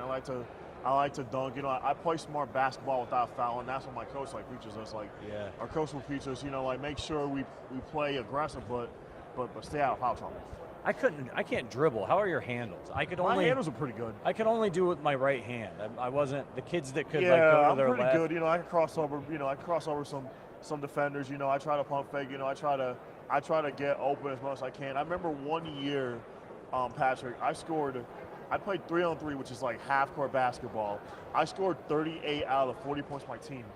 Man. The other team was just leaving me wide open, and I kept scoring every time. The middle of the lane was not even, was Occupied. like, yeah, it was just not even occupied. Scoring every time. Teammates kept feeding me the ball every time, kept scoring. It was like 38 out of 40 points. That's cool, man. Yeah. That's cool when you have a run like that. I didn't have a lot of sports glory, but I enjoy doing sports, cross country, track. I really enjoyed the social aspect of it, which I know a lot of people really like at Special Olympics too. It's not just that you're competing, yeah, but you it's get also, to make friends. You're also making friends, and not only that, you're learning so many valuable lessons in Special Olympics. So we always say before every competition is let me win, but if I cannot win, let me be brave in the attempt. Yeah. So so it's something that Eunice Kenny Shriver, the founder of Special Olympics, started. So that's what we always say before any competition. So at the same time, it's not about winning or losing, it's about having fun. Yeah. And that's what's most important. But at the same time, it is competitive, right? I think a lot of people think Special Olympics, I remember we did a video on Eunice Kennedy Shriver, and she was very adamant that let's give trophies, let's give medals, let's have competition, let's push everybody. The first Special Olympics games were actually started in Chicago, Illinois. Oh, were they? That's where I They live. were started in Chicago, Illinois at Soldier Field. And Eunice Kennedy Shriver, she founded a day camp called Camp Shriver. Love it. You'll have to check out, maybe one of our producers can drop the video that we made a few years back about Eunice Kennedy Shriver in the chat. I mean, we're going to go a little while longer here. They're probably mad at me for giving them homework, but I know we mentioned it, we brought it up, and I know they were really proud of it. It's a really good look at the history of Special Olympics, how she got involved, why she got involved, and it continues, and now it's this massive organization. Yeah, it's massive. And you guys, and also Special Olympics, you got to understand too, people with disabilities, were institutionalized back in the day. I don't know if you guys knew this, but people with disabilities were institutionalized back in the day. They were called names back in the day, unfortunately. Yeah. And to this day, I mean, Special Olympics has been a tremendous organization that I'm so honored and grateful to be part of. Yeah, absolutely. And we're obviously here at FanSide, we're partnered with Special Olympics. We have been for years. It's something that's near and dear to our hearts. And I know we mentioned some of the other organizations that our fantastic guests are a part of. If you want to be part of Special Olympics, there's all kinds of ways you can get involved. A couple years ago, we went down to Orlando, fan-sided, and we volunteered at the Special Olympics down there. Yeah. That was really gratifying and a lot of fun. We got to meet so many different people. Can you tell everybody about the pins? It's because this is something I didn't know about, and a family gave me a pin. It was so cool. So basically, what happened was a couple years ago, we had the Special Olympics USA Games in Orlando. So all the different states from around the country, and we have athletes from the Caribbean for the very first time ever. Oh, nice. So they were giving out pins, and so we all were giving out pins from all the different states and everything like that. So it was just one of those camaraderies and that sort of thing. It's just seeing all the different athletes from around the country and globally as well too. Got it. Yeah, it is. And as I mentioned, if you want to support, volunteering is a way. Another way is, and something that I've done in the past, is you can become a sustaining member of Special Olympics, and it's a way for you, we have all the stuff we spend money on, right? We buy coffee. You got 15 streaming platforms that you're on, Yeah. And why not take one of those out and put it towards a something that's doing some good, that's helping people, that's a really good thing, and then you can feel that you're making a difference. So cut out the Starbucks run, maybe become a sustaining member of Special Olympics, and then you kick them a little bit every month. And sometimes it's hard for people to make a big donation at one time, right? Everybody's working hard. Yeah, and not only that, I mean, we always, Special Olympics is the volunteers are the backbone of what we do. Yeah. We always need volunteers, no matter what the situation is, no matter what sport it is. We always need volunteers because, like I said, Patrick, they're the backbone of what we do. Yeah. And without the support of those volunteers, I wouldn't be at Media Row or being an athlete in the Special Olympics, because without those volunteers, they're the backbone of what we do. Yeah, absolutely. So there's all kinds of ways to get involved. So make sure, check out the Special Olympics website and find a way. And you never know when they might be coming. And there's local, right? Like there's local Special Olympics around where people can get involved where they live. There's local Special Olympics they can get involved with. They can also be volunteers. All they have to do is they would have to fill out a volunteer form, and then they would have to call their local Special Olympics chapter and see how they would get involved and things of that nature. That's great. That's great. By the way, we got a super chat in the chat from my guy Flapjack. Look, Patrick, your call sign is Joker now. If KC wins, you have to get a tattoo Joker card. Oh, yeah. I don't know. I have one tattoo, and it's for my parents. But I don't know if my wife, I don't know if she would go for that one. Yeah, I'll have to get a smooth tattoo myself, too. Smooth tattoo. Do you have any tattoos? I do not, and I would love a smooth tattoo. I love the nickname. See, I'm going to get in trouble here now. I'm making Malcolm think tattoos. Somebody's gonna get mad. Smooth would be a good tattoo. Yeah, it is. Just text. Yeah, just text, right. Right on the shoulder, smooth. Right. A Joker card, Flapjack, I don't know, man. Are you serious? Who said they would donate? How much? I'm going to need to know how much. Because if it ain't more than I would give, I'll just donate to Special Olympics. Right, exactly. Yeah. But if you guys want to get a pool going. Yeah. If you guys want to get a pool going, I don't know. If you guys get $1,000 to Special Olympics, I'll get a small Joker tattoo. $1,000. Yeah. A small one. It's gonna be small. I'll do a smooth tattoo, as well. I probably should have went a little bit higher, but right. I want, it's got to be obtainable, right? We're gonna get the donation. It has to be obtainable. Absolutely right, Patrick. Yeah. Absolutely. So you guys collect up the money, $1,000. I'll get a Joker tattoo if the parlor will let me. I'll live stream it for you guys. They hurt, man. It hurts. Hey, it's no pain, no gain. No pain, no gain. Maybe these guys will come through. Yeah. They're pretty good about supporting us. So absolutely. I'm a little nervous now. But I wouldn't be nervous too much, Patrick. Honestly, I wouldn't. Hey, look, I wouldn't be the first person to go to Las Vegas and come home with some regrettable ink. So right, exactly. Yeah. All right, well, let's get back to some football talk here. Kansas City Chiefs. You were breaking down the game for me last year, and I remember I asked you who was going to be the X factor for the Philadelphia Eagles. You said C.J. Gardner-Johnson back then. Yeah. Who do you think is going to be the X factor for the Chiefs this year? Oh, for the Chiefs, for me, it's going to be Isaiah Pacheco, the running back for Kansas City. That's going to be my X factor, and for San Francisco, it's going to be Christian McCaffrey. So the big running back game. Yeah, the big running back game. Yes, it's going to be the running backs that are going to decide who wins this one. Who do you think is going to have more yards? I am going to go Christian McCaffrey. Like all purpose or just on the ground? On the ground, I'm going to go McCaffrey. Okay. All purpose, I'm going to go Pacheco. Pacheco. Oh, interesting.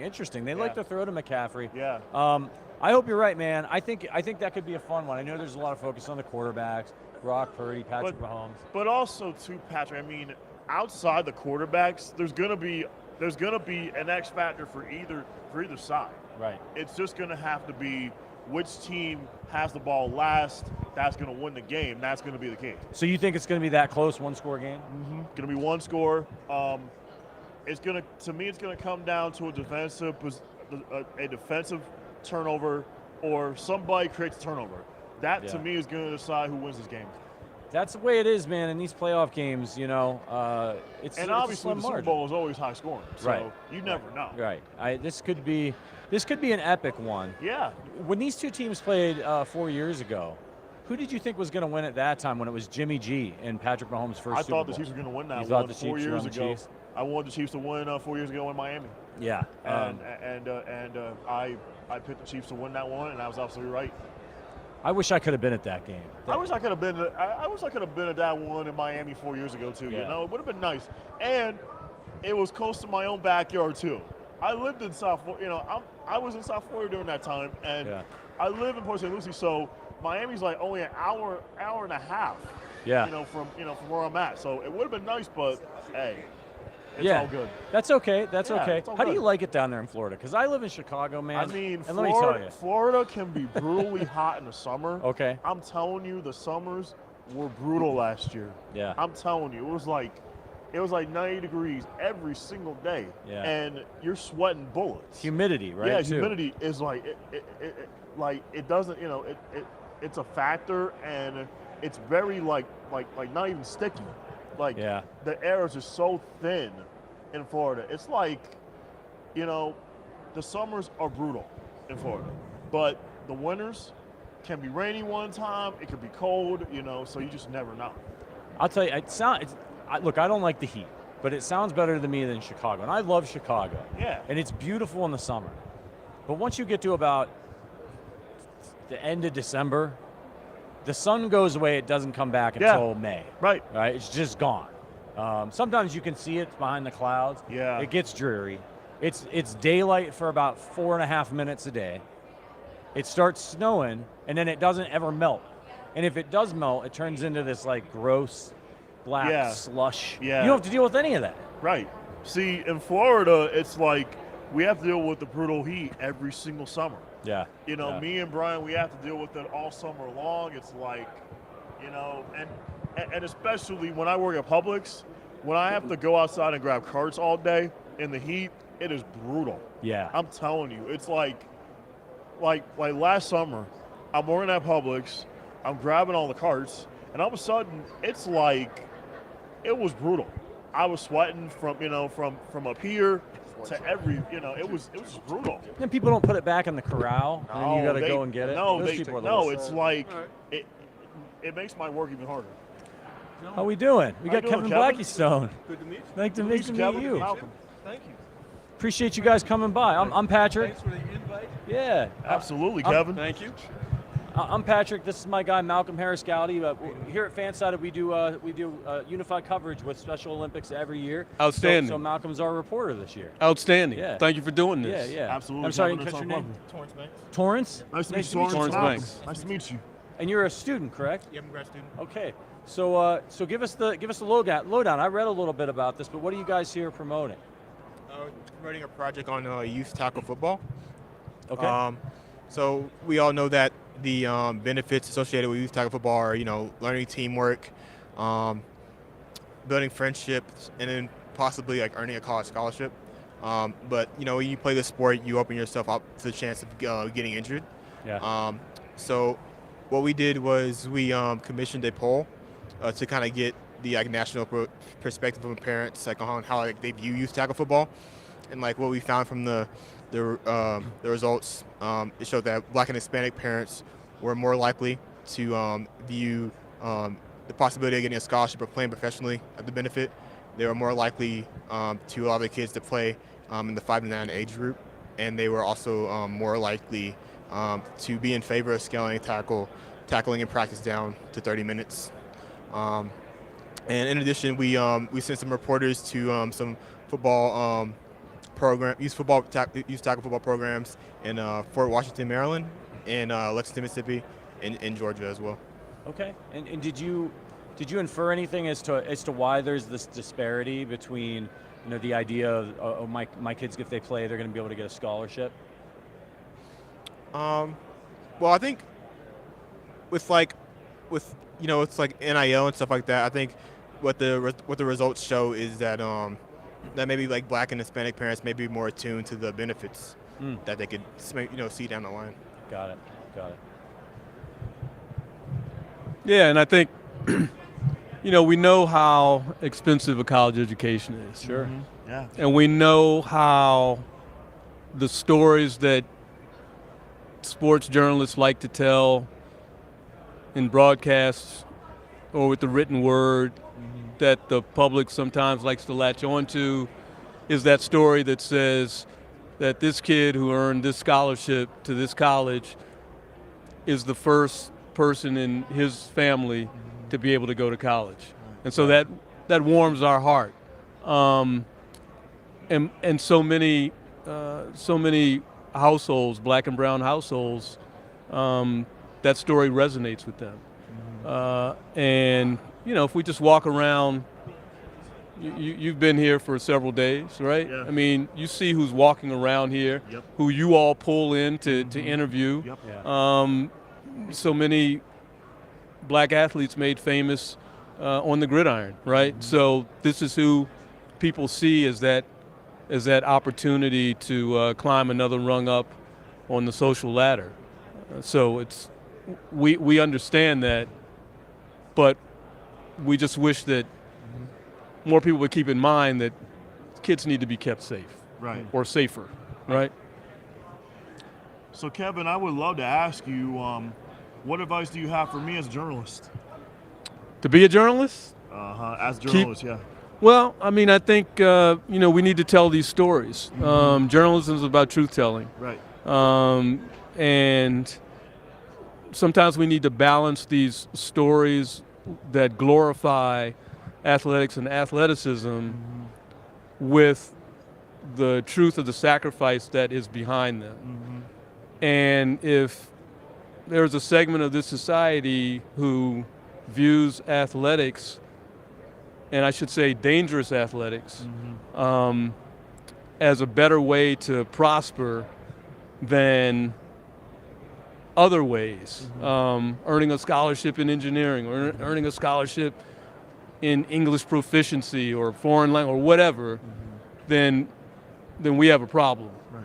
And so I think that, I love football. I'm sure you all love football too, right? I mean, that's why, that's one of the reasons that we're here. And we'll be glued to the game on Sunday night, as we always are. And we know the risks that are inherent with the game.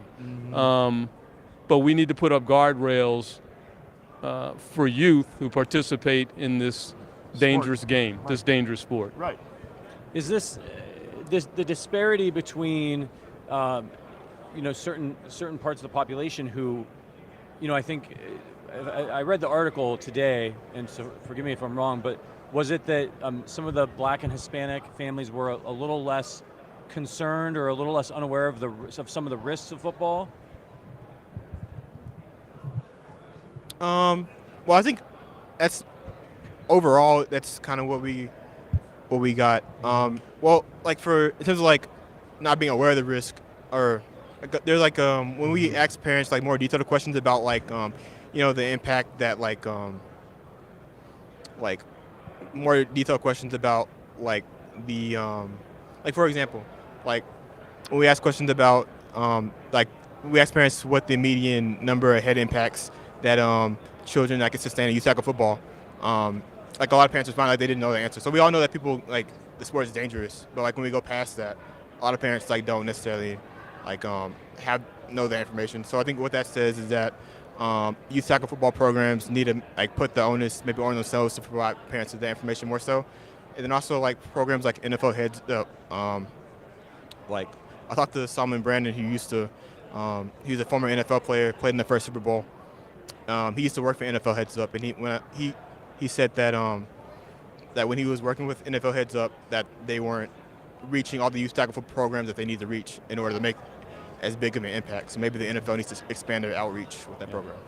Yeah, and it's tough, right? Like the NFL wants to get kids involved in the sport. They want to keep the next generation of fans and kids coming through. Right. And I know you mentioned earlier when we were discussing this, the very young age groups. And as I understand it, there's a certain point where it's even more dangerous for smaller kids to be playing tackle football. Where is that line? Do we know exactly where that line is? So the Concussion Legacy Foundation suggested that that 14 is the age that they should start playing. Because, if a kid doesn't want to play beyond, the high school level, at some point they need to show that they have the ability to. But, like if you play flag at a younger age, you can still you can still like learn the fundamentals of the sport, and it could actually make in the long run make you more comfortable playing tackle football later on. These guys are your brain's still developing at this point, right? It's definitely not the time that you want to be taking shots to the head. Absolutely not. And just a few days ago, the Journal of the American Medical Association, JAMA, came out with a study of adolescent football players, tackle football players, and found that in fact they suffer some forms of brain damage. And so to me, that should be enough. That's warning enough. So if the medical professionals are saying that you shouldn't play tackle football until you're age 14, we can't obviously kids aren't going to protect themselves. Right. We have evidence that parents are not necessarily going to protect their kids because they believe that there is a bigger reward down the line. Then somebody needs to come to their aid and protect them from themselves. And so we need to continue to figure out ways to make this game safer, and particularly to make the game safer for the youngest who play it. I think that's an excellent point. And you have kids who are at different stages in their development. It's like me if I went out there and tried to, I was sitting here next to Shannon Sharp earlier. His arms are about the size of my torso, which is saying something because I've got a body by pizza. Yeah. And he would even now he would break me in half. He would seriously injure me if he wanted to tackle me. And you see sometimes you'll see these clips of Pee Wee football. Yeah. And you'll see some kid who looks like Ray Lewis out there, and some kid who looks like maybe he's still got Velcro on his shoes, just lighting them up. And there's no way that that's safe and good for these kids. No, and that's one of the suggestions is that adolescents be grouped by size and weight, which is what I recall coming up playing. We played organized football based on you were grouped by how much you weighed. And maybe that's one way to mitigate some of the damage. But yet and still, it's tackle football, and no matter what size you're hitting or being hit by, the danger is still there. Yeah. So, I want to get your both thoughts on the game on Sunday. Share about the matchup between the Niners and the Chiefs, and what do you guys think? Who do you guys think the X Factors are going to be for both teams, or X Factors? Yeah. I think that Brock Purdy is going to have to manage the game. When Jimmy Garoppolo, was last in the Super Bowl against the Chiefs, he turned the ball over a couple of times, and then down the stretch when he had to make the plays, he wasn't able to. So I think if Brock can help the 49ers keep the game close, then down the stretch he's going to have the opportunity to kind of make the big plays to help them win it. And I'm rooting for Kyle Shanahan because I was in Atlanta, did a 28-3 comeback. Yeah. So I do remember That's that. tough, man. That's tough. I hope he's able to get his ring. How about you, Kevin? Oh, X Factor. Yeah. I mean, I think, I would have to lean on. I'd have to lean on Brock Purdy too. He's got a ton of weapons, right? He's got McCaffrey out of the backfield. Yep. Kittle as a tight end. Yeah. Deebo Samuel is whatever he wants to do, wherever he wants to be on the field. Ayuk.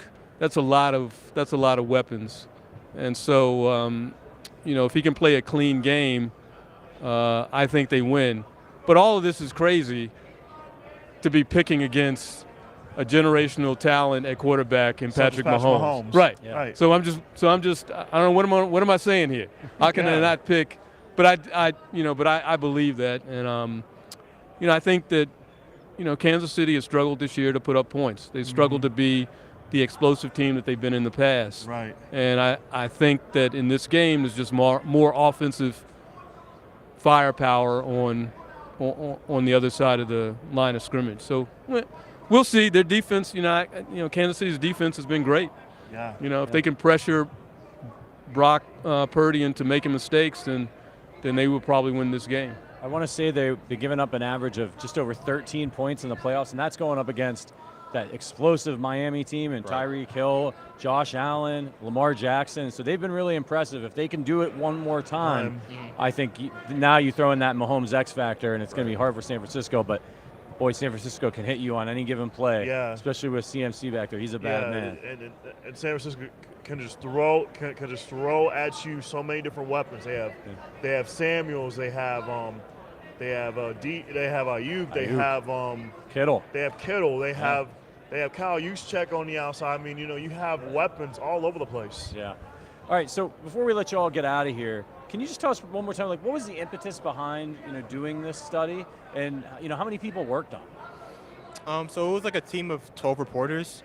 So like when we were looking at coverage of like youth tackle football, we noticed one area where that didn't get a lot of coverage was why Black and Hispanic parents want to play the sport, or more so like there haven't been like a lot of coverage like on the risk versus reward like analysis involving that specific group.